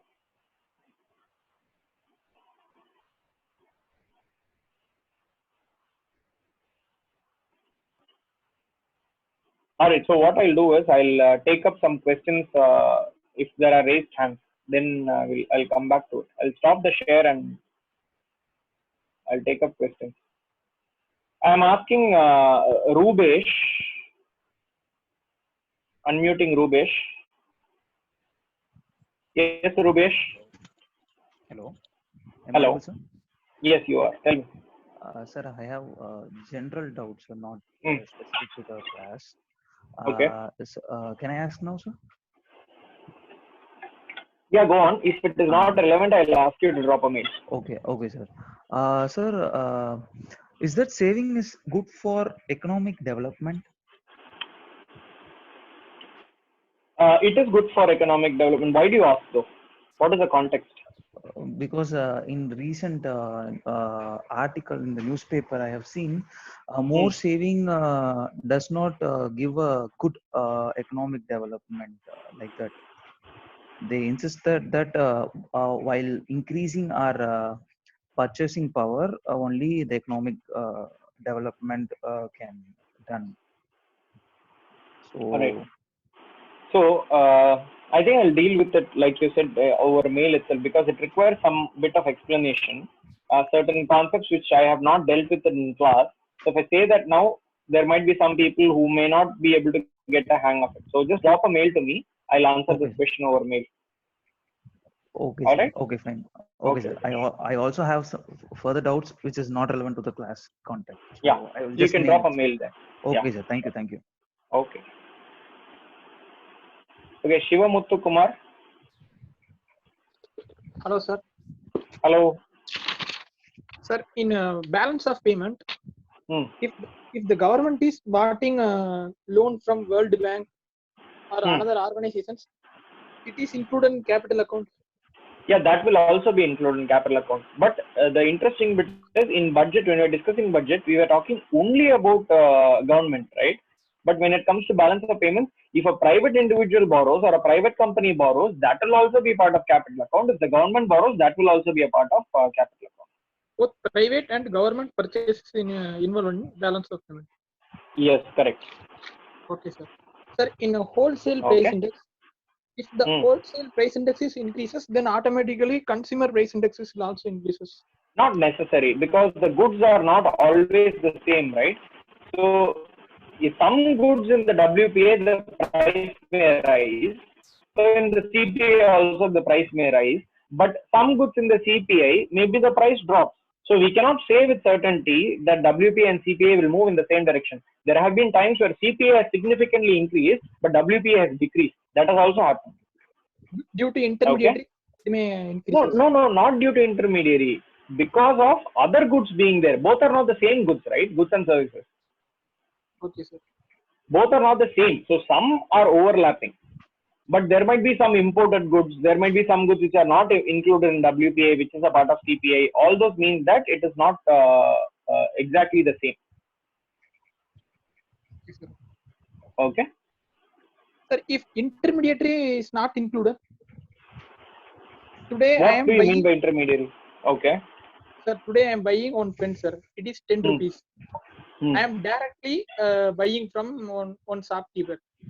In another 6 months, the shopkeeper is buying from another man, not from the producer. Okay. In that way, there is due to intermediary, the price will rise up. See, normally it won't happen that the same product without any value addition is sold from one person to another person to another person. Normally what happens is, if you are buying a pen, maybe there is some design feature which is added by that person. If there is some value addition like that happening, then that will also be added as part of WPA, because it's a production process. Normally that is how production happens. That is how without that, simply one person will not sell to another, that person will not sell to another. Why would they do that?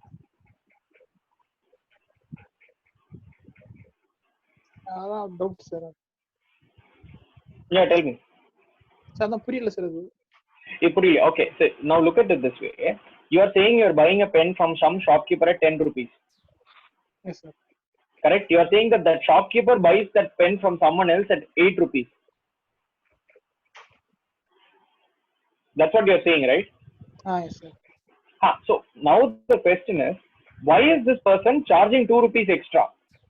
The second person, the person who's selling it, why is he charging that extra money? If he has not done any production process, then he cannot charge an extra money. Imagine this: there are two shopkeepers, okay, shopkeeper A and shopkeeper B. Shopkeeper A directly goes to the producer and buys the pen at 6 rupees. So shopkeeper A can sell the pen to you, take a profit, and sell the pen to you at 8 rupees. Shopkeeper B goes to an intermediary and buys the pen at 8 rupees. So shopkeeper B sells the pen at 10 rupees. Who will you buy from? Will you buy from shopkeeper A who's selling it at 8 rupees, or shopkeeper B who's buying it at 10 rupees? We will buy it from 8 rupees, sir. But if there is a situation due to not ability, there is a situation where everyone is selling at 10 rupees, then that will be added as part of the wholesale price itself. Okay, sir. Okay. Thank you. Okay, sure. I am connecting Vignesh. Transfer.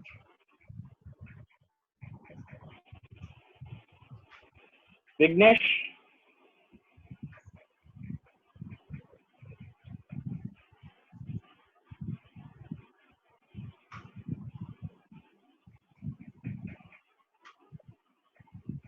I'm not getting a response from Vignesh. So I'll check with Lalit Kumar. Good afternoon, sir. Good afternoon, Lalit. Sir, what is the difference between current account and capital account? See, current account deals with our current day-to-day needs, like commodities, goods and services that we require for today's functioning of the government, of the country. So that is what is imports or exports or things like that. Okay, things that we are going to consume. Whereas when we talk about capital account, it deals with investments towards future, to set up a company, borrowing money to set up a company for future development. So that is what the capital account deals with. This is a simple definition. Very similar to revenue account and capital account in the budget. Revenue account deals with day-to-day, expenditures and receipts. Capital account deals with future development, right? Same definition.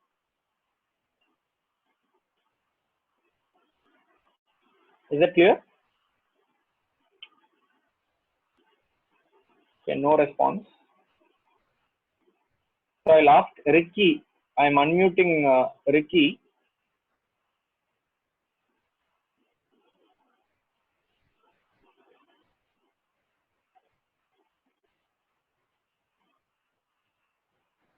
Okay, no response from Ricky. I'll ask Abhi to unmute. Abhi? Sir, am I audible? Yes, you are, Abhi. Tell me. Sir, could you please repeat the trade surplus and trade deficit point? Sure. So trade is nothing but export and import. Okay. When we export, we earn money. When we import, we pay money.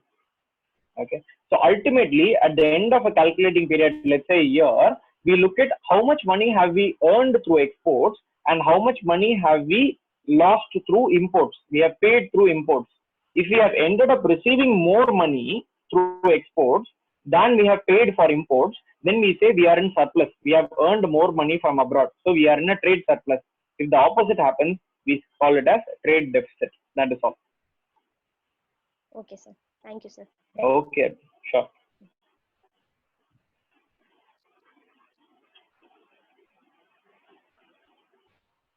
Vignesh?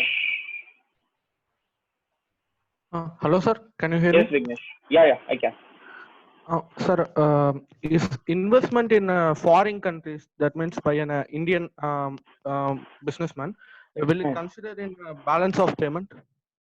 It will be in the capital account. I told you FDI, right? FDI coming into India as well as FDI done by Indian abroad will also come in. So that is the outflow of money, right? Yes, sir. So both will come. Yes. All right. And my second question is that I'm understanding is like that if a raw materials bought for a production purpose, it will consider as CPI, not in a WPI. Is it right, sir? For production purpose also, not for consumer purpose, for production purpose. No, normally whatever you get finally from a store, produced final goods, that is what is put under the CPI category. If it is used for further production, it is more likely to be in wholesale price index. Whatever the consumer finally consumes, that will be in consumer price index. Okay, so whatever I'm buying from shop is I will consider as a consumer price index, and whatever a producer produces, it will consider as a wholesale price index. Is it right, sir? Correct. Fundamentally, that understanding is correct. Okay, sir. And my third doubt regarding a newspaper, which is not regarding to today's discussion. Can I ask? Yeah, go on. If it's a long answer, I'll do it on mail. Okay, sir. What is a force majeure? Force majeure or a frustration of a contract? Hey, these are terms that did you try Googling what this term means? Yes, sir. I tried Googling, but what if during any unprecedented situation like lockdown, if both party cannot able to go for if a party cannot fulfill the contract means they go for a force majeure, that like I can understand. But what is actually a force majeure, sir? is it it leads to a termination of contract, or it's by more time to fulfill the contract, fulfill the task? It depends on the terms. See, normally, if let's say you have entered into a contract, you are supposed to deliver some commodity. Okay, due to unforeseen circumstances, you are not able to do that. So what will that person do? Whoever gave you the contract, they'll file a case against you, saying that you went back on the contract. So you will go to the court and claim that it's force majeure, which means that you do not have any control over what is happening. So you should not be penalized. That is all that it means. Okay, sir, but it will not terminate the contract. It will not lead to terminate the contract. It may. They may not want to do the deal with you anymore. They may also. It may or may not. So the court has to take a ruling with respect to that. If you believe that you have the capability to deliver on that contract at a future date, you will request saying it's force majeure. Please give me more time to deliver on the contract. Or you may say it's force majeure. I don't think I'll be able to do it at all. Please terminate the contract.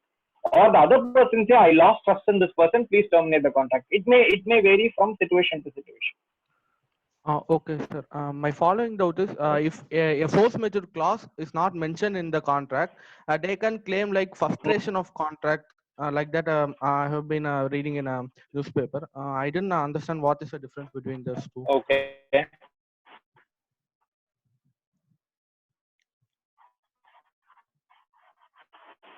Hello. It is called as frustration of contract, is it? What is the term? Frustration of. What is the term? Frustration of. What, sir? Okay, no, that term is what I was asking. No, I'll take a look at it. You drop a mail to me with respect to that, because it's not a concept that I'm very familiar with. So maybe I'll take a look at it and I'll get back to you about that. Oh, okay. Is that okay? I will drop a mail to you. Right. Okay. Yeah, sure. Okay, thank you. Yeah. I'm unmuting Shruti M. Sivan.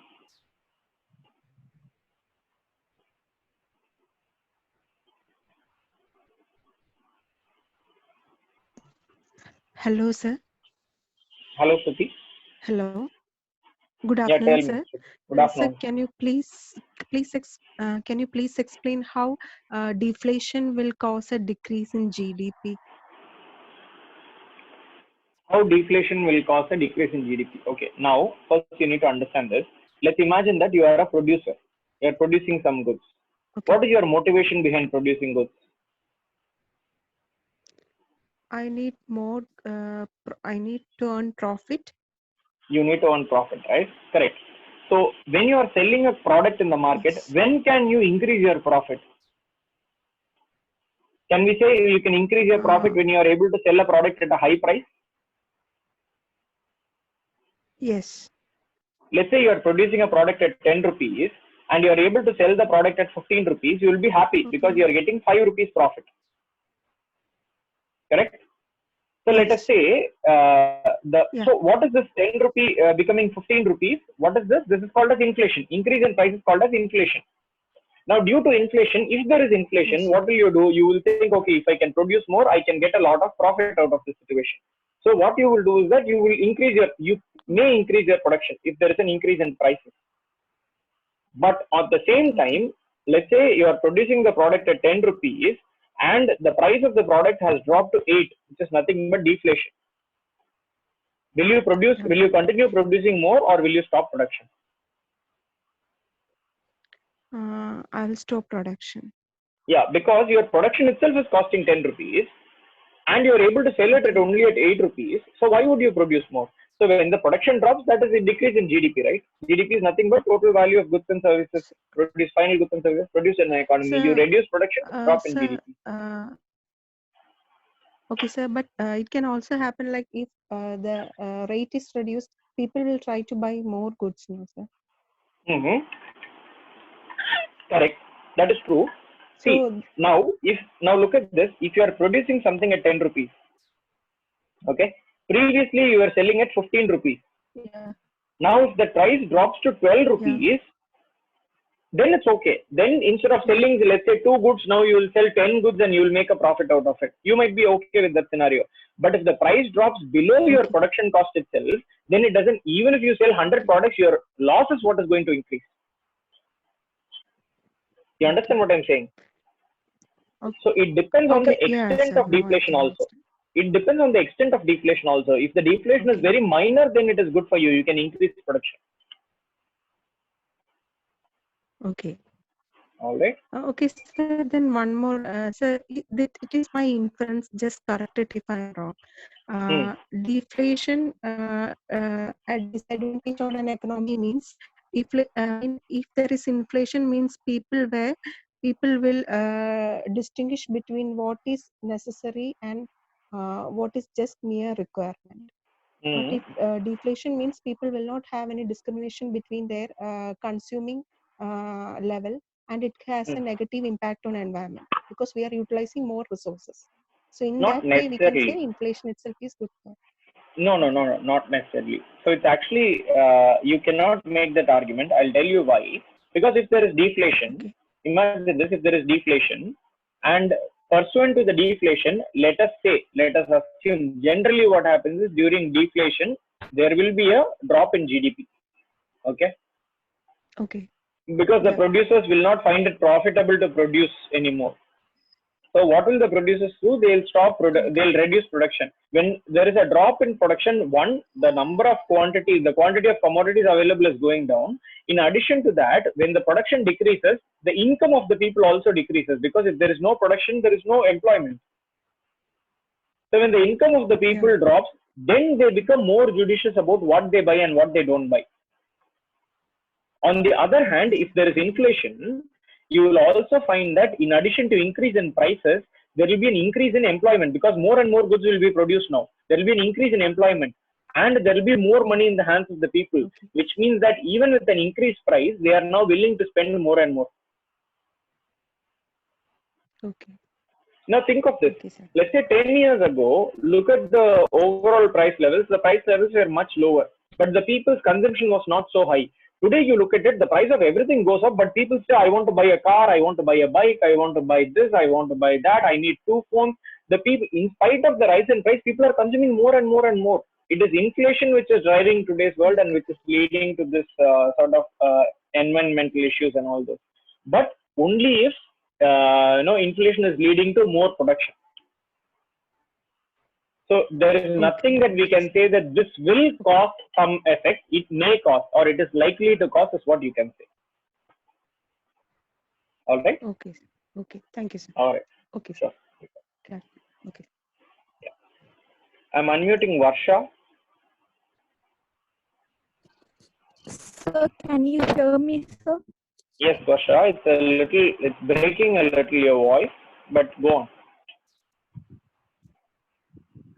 Sir, can you tell me once again in short term about the CPI and WPI? Since I had some network issues, I can't get you, sir. Yeah, sure. So when we say, we defined inflation as the rise in price, persistent rise in general price levels, right? So when we say price levels, we ask the question, whose price level? Is it my price level or someone else's price level? Okay. So when we talk about price levels from a consumer's perspective, which is consumer is nothing but the household, normal, you and me, common people like us, right? That is the consumer. So when we talk about price levels, the money that we spend, it is called as consumer price index. The other side that we are worried about is, what is the price level of a producer? What price is the producer procuring the raw material at? What is the cost of production? All those things. So when we take into account the price levels from a producer's perspective, we call it as WPI, or wholesale price index. That is all the difference. Okay, sir. Sir, I have another question. What is meant by balance of payment crisis, sir? Balance of payment crisis, is it? So when I told you there is a possibility of something called as a trade deficit. Yes, Did sir. you understand that? Yes, sir. There's a possibility of trade deficit. What does trade deficit mean? we have imported and we have also exported, but we have imported for more than what we have exported, which means that we have to pay more than what we have with us. When this continues over a period of time, we will not be able to get any money to make payment for that, which means we may not be able to import oil and all those things. So then we are in a balance of payments crisis because we are not able to pay for our imports. Then we'll have to find a solution to it. We were in a similar scenario in 1991. Okay, if you read the 11th standard NCERT book, you will get a better idea about this balance of payment crisis that India went through. Okay, sir. Thank you, sir. And yeah, sure. In simple terms, an inability to pay for whatever is the components inside balance of payment is called as balance of payments crisis. Okay, sir. Yeah. Thank you. So, welcome. I'm going to unmute Varsha. Sorry, not Varsha. Vamshi. Hello, sir. Good afternoon. Hi, good afternoon, Vamshi. Sir, I have two doubts, sir. Yeah. So, first doubt is, sir, you have said about liabilities. That liability is something definite loss for the banks. Okay, correct. So, does it mean that the banks doesn't encourage people to deposit money? No, it doesn't mean that. It means that the banks will try to, because it's a certain loss, what will the bank do? Bank will take money. Bank will say, I am going to get even more money from the other person by giving out loans. Now, if you look at it, everyone has a liability. For example, you take a shopkeeper, the rice that they buy is a liability. Why? Because they have to pay for it. But will it stop them from buying a bag of rice? No. Why? They will buy it at 20 rupees and they'll sell it at 30 rupees and they'll make profit. Okay. Okay. So the hope of giving out loans at a higher rate is what is making the banks accept more and more deposits. Okay. All right. So it's not like a loss, like definitely. No. See, it will lead to a loss if they are not able to find a person to take loan, which is why they keep calling you and asking whether you want a loan and all those. They are always trying to get more and more customers to give loan to. Okay, sir. Thank you, sir. I have a second doubt, sir. Yeah, tell me. Sir, you have said about the balance of payments. So it includes transaction of both government as well as private individuals. You said, sir. Correct. So does it include the transaction at micro level, at individual level? Individual level transactions that happens with the rest of the world is also included. For example, let's say you have a cousin or some relative who lives abroad and that person sends you some money. Okay, sir. That will also be included in balance of payments. Now you'll ask, how will the government know? Because you cannot, such a transaction cannot happen without going through official banks or something like that. Okay. So remittances So also included. Sorry? Remittances are also included. Everything. Remittance is also included. I have not explained the entire BOP. I just gave an overview. So once we learn the entire BOP, you will learn all the individual terms. Okay, sir. Thank you so much, sir. All right, sure.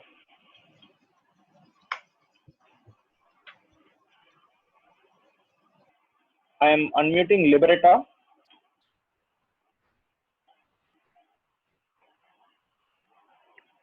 Hello, sir. Am I audible?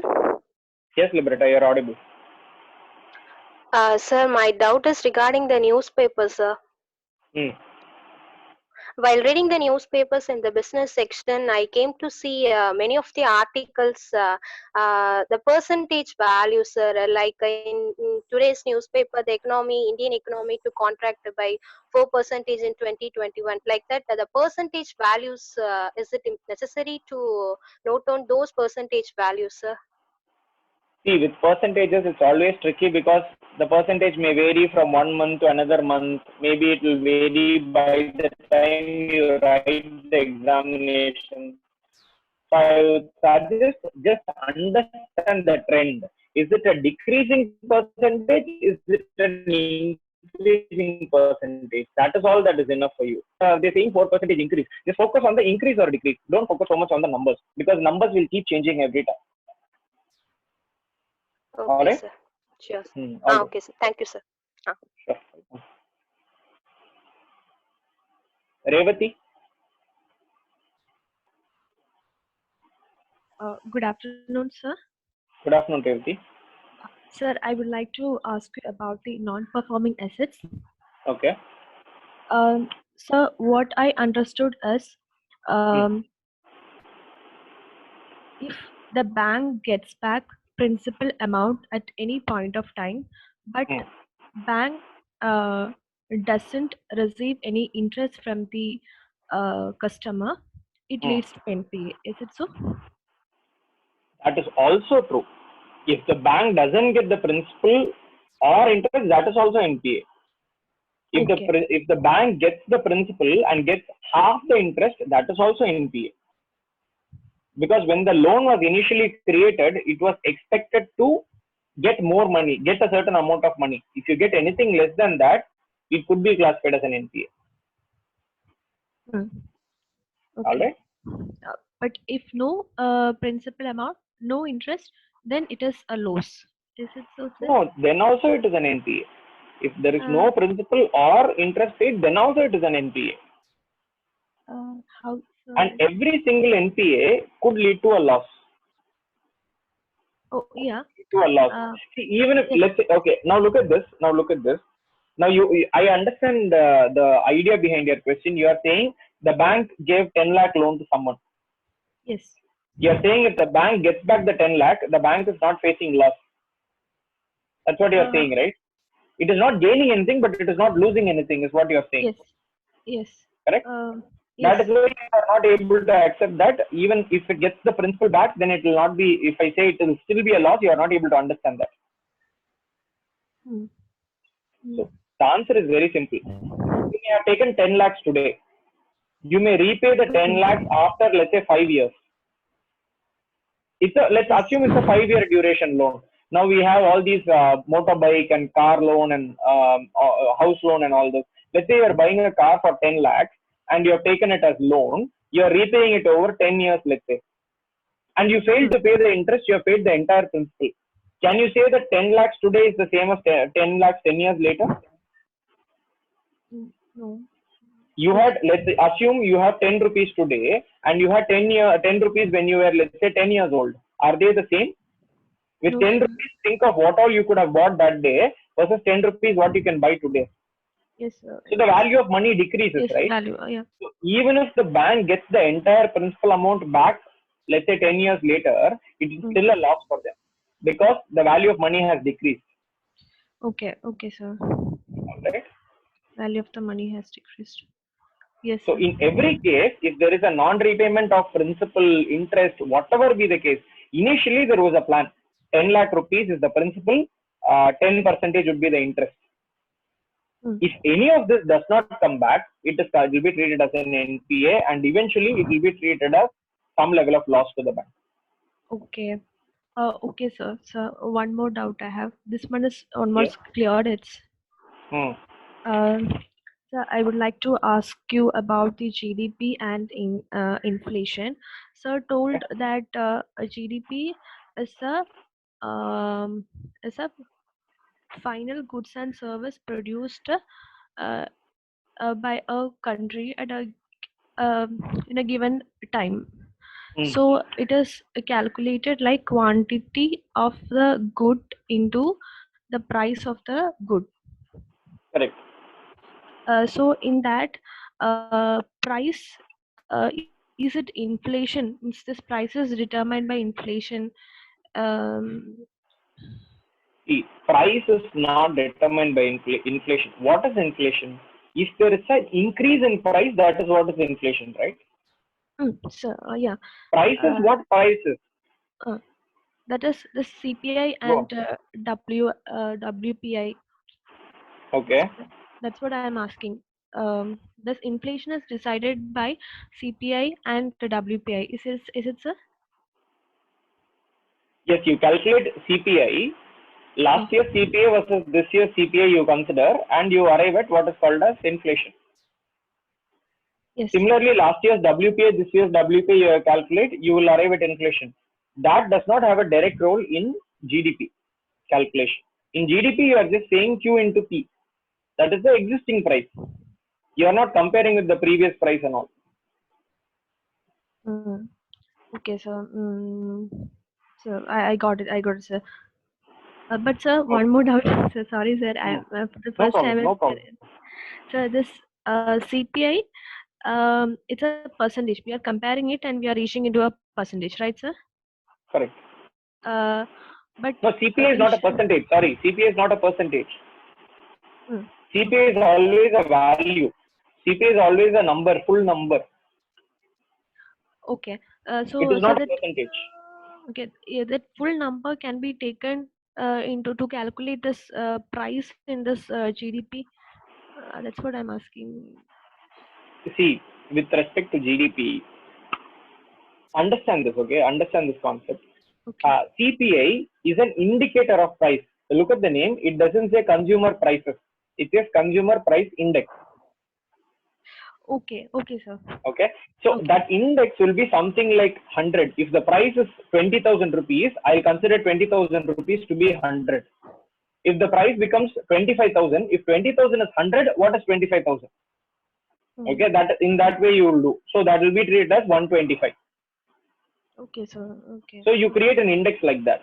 Whereas when it comes to GDP calculation, so you have an index for this year which is 100. For next year it is 125. The actual price is 20 and 25,000. But in terms of index, it is 100 and 125. Then you will say 125 minus 100 divided by 100 into 100. You remember the formula that I told you for calculating inflation? You use that formula. Now it comes to GDP. Think of it. In GDP, is it possible to calculate a price index? You're taking one commodity, you're saying how many quantity of that have I produced into the price, actual price, not the price index. In GDP, you are actually trying to find out what is the value of goods and services produced. You are not doing the actual, you are not doing an index. You have to take the actual price. So CP or WP is not what is multiplied by the quantity there. The actual price is what is multiplied. Yeah, I got it, sir. I got it, sir. The other one is index, and more than that, we are only preferring selected goods to calculate the CPA. Correct. But Correct. GDP is we are taking the whole productions. Correct. Is it, Correct. sir? Correct. Correct. Okay. Thank you very much, sir. All right. Rubesh. Hello. Hello, Rubesh. Sir, am I audible, sir? Yes. Sir, kindly say whether my understanding is right or not. Does WPI does not include services, so that we the RBI in 2014 shifted its priority towards CPI, or does WPI includes any services, sir? If so, please give some example. WPI does not include any services. That is one of the reasons why RBI shifted to CPI for overall inflation management in the country. But still WPI is calculated because producers' perspective needs to be taken into account. Okay, sir. All right. One more, sir. What is the WPI and CPI only consider the essential goods and services? Then is there any specific index which includes the overall inflation, sir? No, there is, see, overall inflation, there is no such thing called as overall inflation. Either you are talking about inflation from a consumer level or you are talking about inflation from a producer's level. But we are considering only the essential goods and services. No, we are not only considering essential. We are, see, in fact, if you look at the CPI, you will find that there are things like alcohol and tobacco and all those inside it. Those are not essential. Anything which is consumed by people, which is consumed by a wide variety of people, you will include all those into the CPI. So I can consider it as the commodity or the service which occupies a bigger share can be considered in WPI and CPI. It could be. There is a committee which takes it into consideration. So what all should be added in CPI, what all should be added in WPI, that committee will decide that individually. Okay, sir. Thank you, sir. All right. Okay. Thank you, sir. So there is a question from, I think I have dealt with all the questions in all the people who have raised hand, but there are some questions which are still coming in the chat. Nivedita is asking, sir, liquidity asset means? See, any asset which can be easily converted to cash form is called as a liquid asset. For example, you take, you have, let's say you have gold versus you have land. of the two, which can be easily converted to cash? Gold is more easy to convert to cash. So gold becomes a more liquid asset than land. So that is the difference between the term liquidity. Liquidity means something that can be easily converted to cash form or cash itself. All right, just does capital account liberalization mean reducing restrictions on FDI? Yes, reducing restrictions on FDI can be classified as liberalization. Sir, does foreign exchange money from expats make impact on BOP? Yes, it does. It comes into the current account. We'll deal with it when we deal with the BOP. Tiruvalluvar is asking, does foreign exchange money from expats? It will play a role in BOP because it is money coming into India. Any money which is coming from abroad into India, or any money which is leaving from India to abroad, will be a part of balance of payments if it is going through legal channels. Sir, if lending rate is greater than borrowing rate, it leads to profit for the bank. Yes, it is correct. The lending rate is greater than borrowing rate, it leads to profit for the bank. Yes. Is it better to read Shankar Ganesh before reading NCRT? See, reading NCRT, especially the 12th macro, is not a compulsory thing. If you want to read Shankar Ganesh, you can read Shankar Ganesh. But there are errors in that book too. Especially the second chapter is a little difficult to understand. Akshaya was asking this question, so I'm answering her. You can read NCRT or you can read Shankar Ganesh, whichever is the case. There is no one standard book. You can read any of these. It's up to you. Would banks take legal action against NPA? Vignesh Kumar is asking. Banks can take legal action for NPA. If you don't pay or repay your loan, then they can take legal action, or they may have taken some of your assets as security, like let's say your house papers and all this. They can seize your property. Any of this could be done.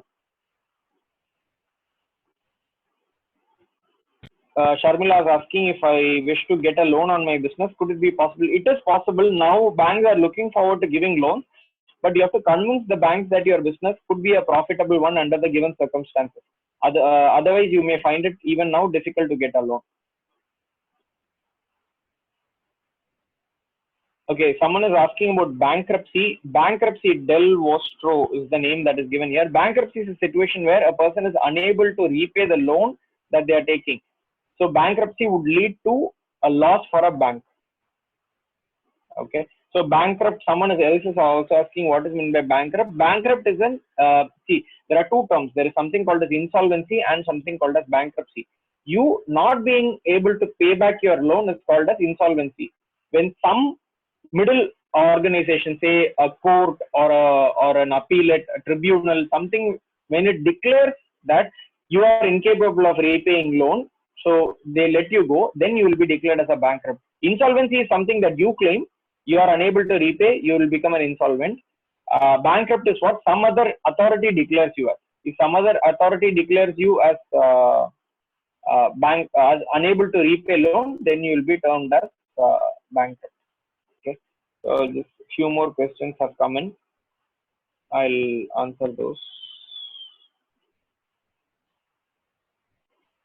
What is meant by being liquidated? So if you have an asset, when you sell that and convert it into cash form, that is called as liquidating an asset.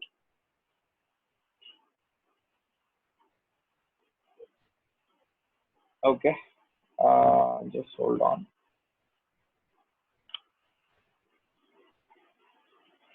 Can I explain about subsidy? Subsidy, I don't know what you want as an explanation, Swati. If you could raise your hand, I could give you an answer on subsidy based on your question. Otherwise, I don't know what to explain. I don't know. You're asking explain about subsidy. I don't know what to explain about subsidy. Okay. Revati has raised her hand. I'll just give you, I'll unmute you in a moment. When a person or a firm, del vostro, when a person or a firm can be declared bankrupt. Okay, I've answered that question already. Sir, when inflation happens, will it affect imports or exports? Yes, it will affect. When inflation happens, it could affect imports or exports, because your export goods will now become costlier, which might reduce your exports. Okay, that is the thing. Imports, it may not affect much, because imports are foreign products which are produced abroad. So Indian inflation may not affect imports much, but exports it will impact. Sharmila, shall I go with Ramesh Singh book? I wouldn't suggest it.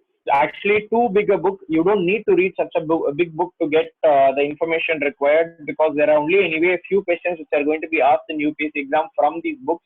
I wouldn't suggest, but if you are comfortable with Ramesh Singh, it's up to you. You can. Spandana, why should we have two things, budget and BOP? What is the purpose difference? See, budget talks about the government's various receipts, government's various expenditures. That is what the budget talks about. Only the government. Whereas BOP talks about all the transactions of all individuals in India, private, government, everyone, with the rest of the world. That is the difference between the two. This is for Spandana. Then, so does gold come under non-financial asset? Yes, gold comes under non-financial asset. If CPA is not percentage, why is it multiplied by 100? When did I say CPA is multiplied by 100? I said inflation calculation. In calculating inflation is what you are multiplying by 100. The formula that I told you, current price minus previous price divided by previous price into 100, is the formula for calculating inflation, not for calculating CPI. CPI is different, inflation is different. CPI just indicates the price levels. From CPI, then later you calculate inflation. Okay, in the core economics classes, it will not be specifically NCERT which is taught. It will be certain topics which are relevant for UPSC which will be taught. So it will not be a specific following of NCERT or anything. It will be certain topics that we have. That topics will go in a proper structural flow. Okay. Okay, with respect to books, I have already told you this, so I'll just wait. Maybe at the end I'll explain the books again, or you can drop me a mail, I'll answer that.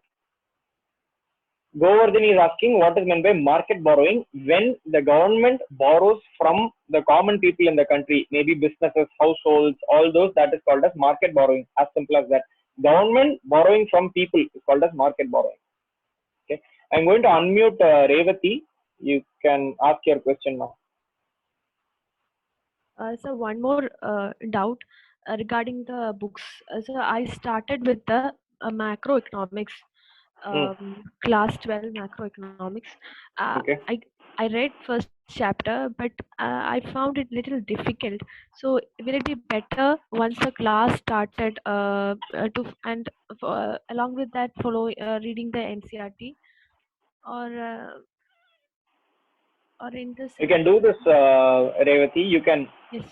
You can attend the class. Once the class starts, then whatever is taught in class, that topic alone you can read from NCERT book. Everything in the NCERT you don't need to read.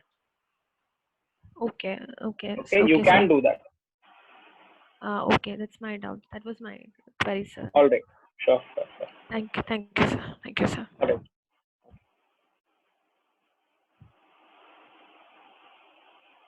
Swati Priya, I'm unmuting you.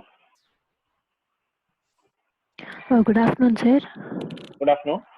Sir, in my doubt is regarding the last class. As you explained about the term subsidy, investment, and disinvestment, okay. Due to improper net connection, that time I was not able to ask you, sir. Okay. You can explain what is the term subsidy, investment in a brief manner, sir. See, first of all, I was explaining in the context of government's expenditures and government's, receipts. Subsidy, investment, all these will come under government's expenditure. Government is spending all this money. Okay, sir. Subsidy means, simple term, subsidy means when the government, let's say, wants some good to happen in the society. Subsidy could be of two types. Producers could get subsidy, consumers could get subsidy. So government wants producers to produce a certain good, let's assume. Then the government says, whoever comes into the production of this good, I'll give you a tax relief, or I'll give you some money from my end. I'll give you 10,000 rupees per month, or I'll give you 1 crore rupees in a year as an initial startup money. So that is called as a subsidy.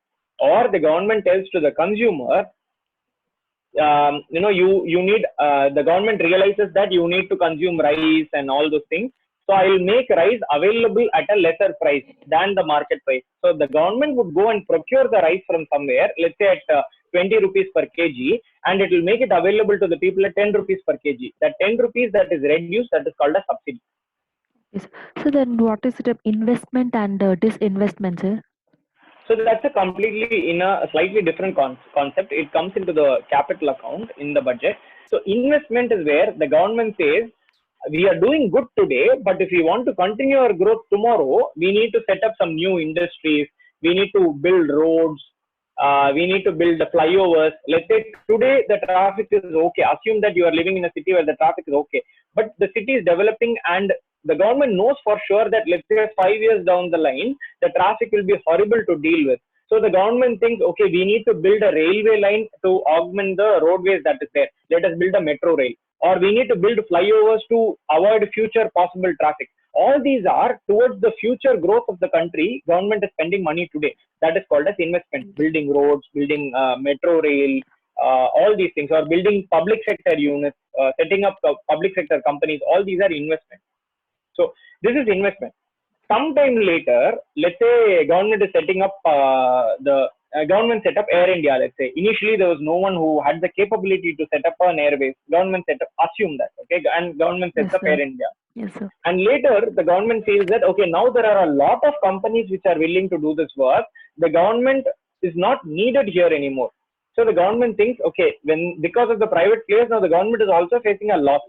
So the government says there is no need to continue in this business anymore. Let me sell the business to some other private player and let me exit it. Why did the government do it in the first place? Because there was no one else to do it. Now there are other people to do it, so the government is thinking of moving out of that field. So selling a previous investment now is called as disinvestment. So can you explain the term of monetization, sir? Monetization. Yes, sir. Which monetization? Deficit monetization.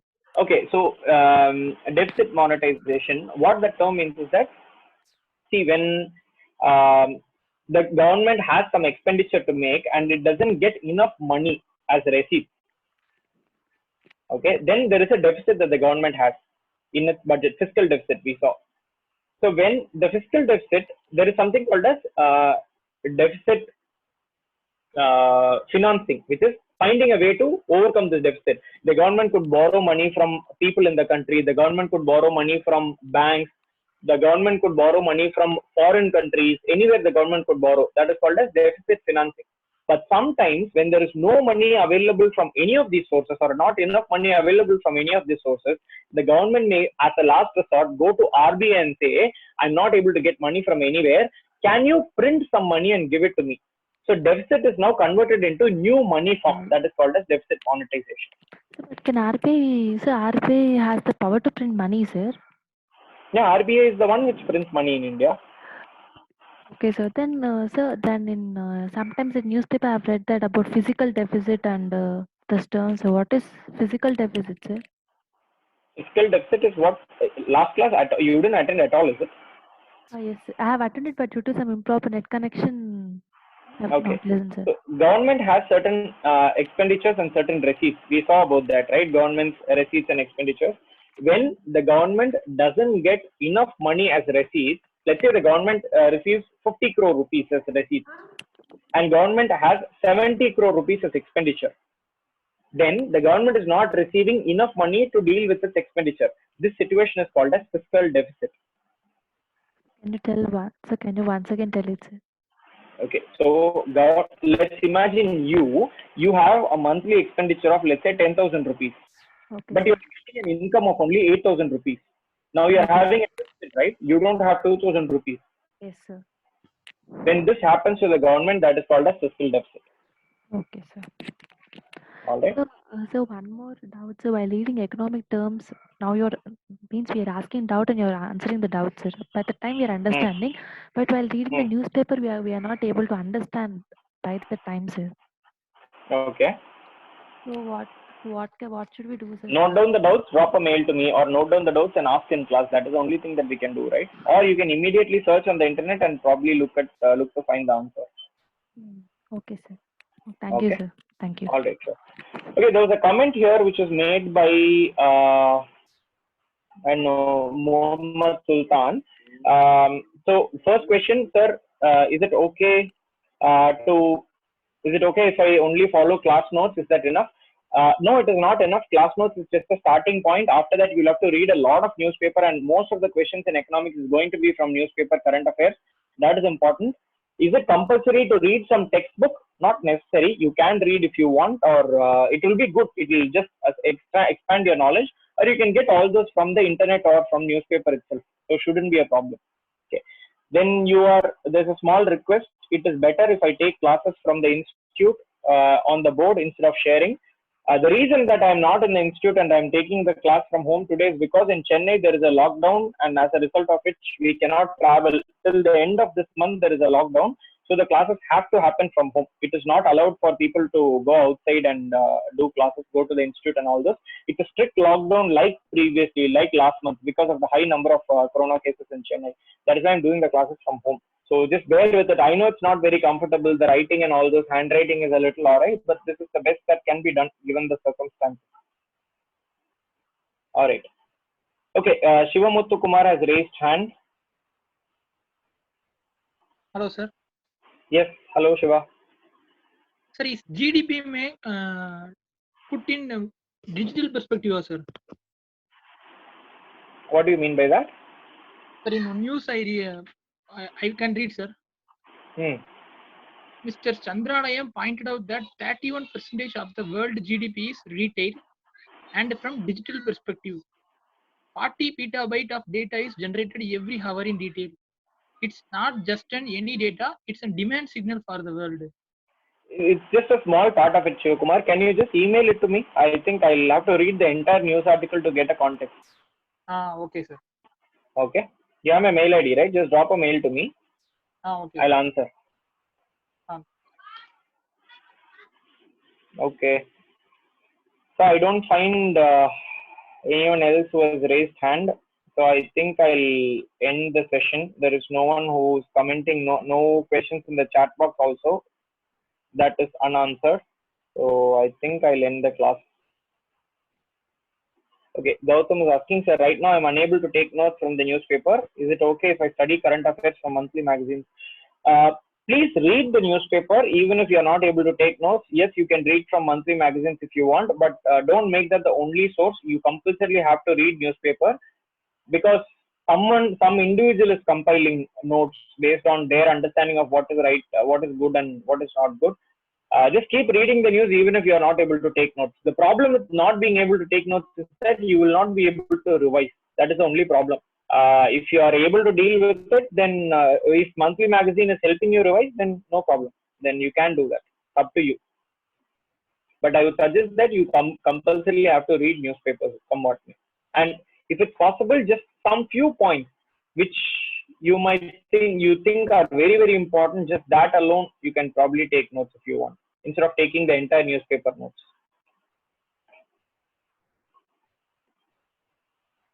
All right, okay. I think we are done. No more raised hands. How to take notes from the newspaper? Vijayalakshmi, I think there were multiple sessions held on newspaper reading and taking notes and all those. So I think that would have been addressed. If not, my answer to this is read previous year question papers, prelims as well as mains. Look at the kind of questions that they are asking. That will give you an idea of what topics to read and what not to read, what kind of questions to answer, and how do you answer that question. Why are you taking notes from newspaper in the first place? Because you need to answer questions. So once you get an idea of what the questions are like, you'll be able to take better notes. That is the simple answer to the question. Okay, Lalit Kumar, explain about NBFC. I gave an overview about NBFC, Lalit Kumar. NBFC is any organization similar to a bank which does the lending and borrowing function, which takes money from people and which gives out loans. That is what is an NBFC. But they may not want to work as a bank because there may be a lot of restrictions. They want to do things which banks are not allowed to do. So they work as a financial company, but not as a bank. So that is the basic idea behind what is an NBFC. Okay. If you want to know more about NBFC, you can just type on Google NBFC RBI FAQ. FAQ, frequently asked questions. So that will give you about 80 odd questions which have been answered about NBFC. That will give you an idea. Okay. A simple answer is an organization is similar to a bank but does not follow all the restrictions or all the conditions that is imposed on a bank. That is what is an NBFC. I hope I answered your question. since I don't see any other raised hand and I am not getting any other chat, I'll wind up today's session. Thank you so much, guys. I'll inform the team to end the session.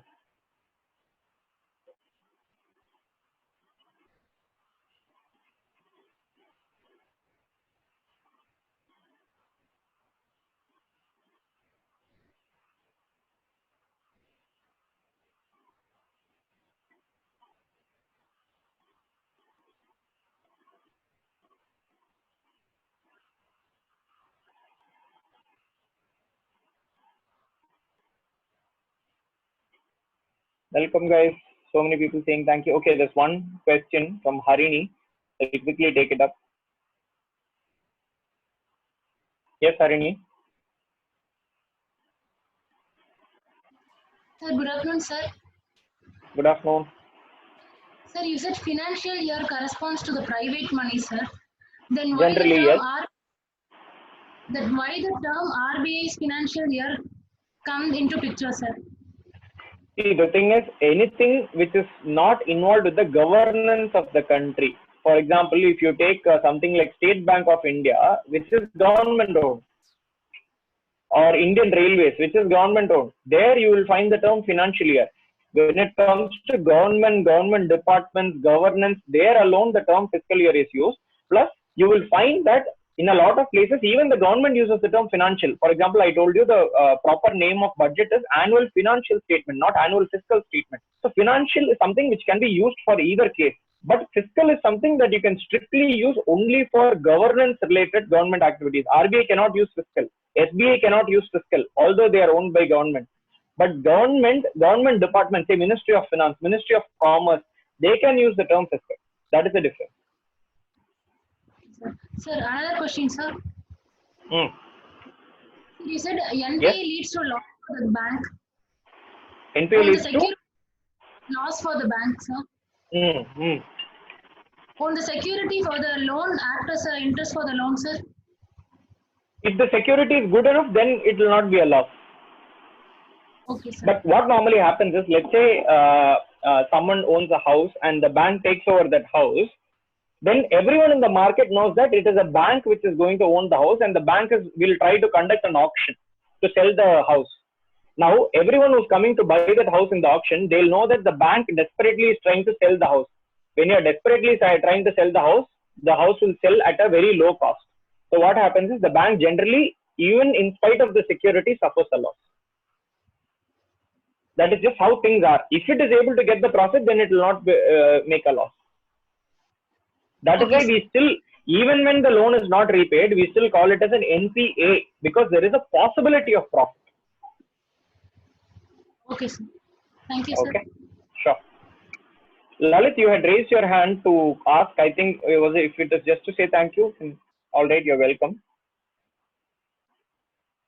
Okay, so there's only 43 people left anyway, so I'll end the class with this. Okay.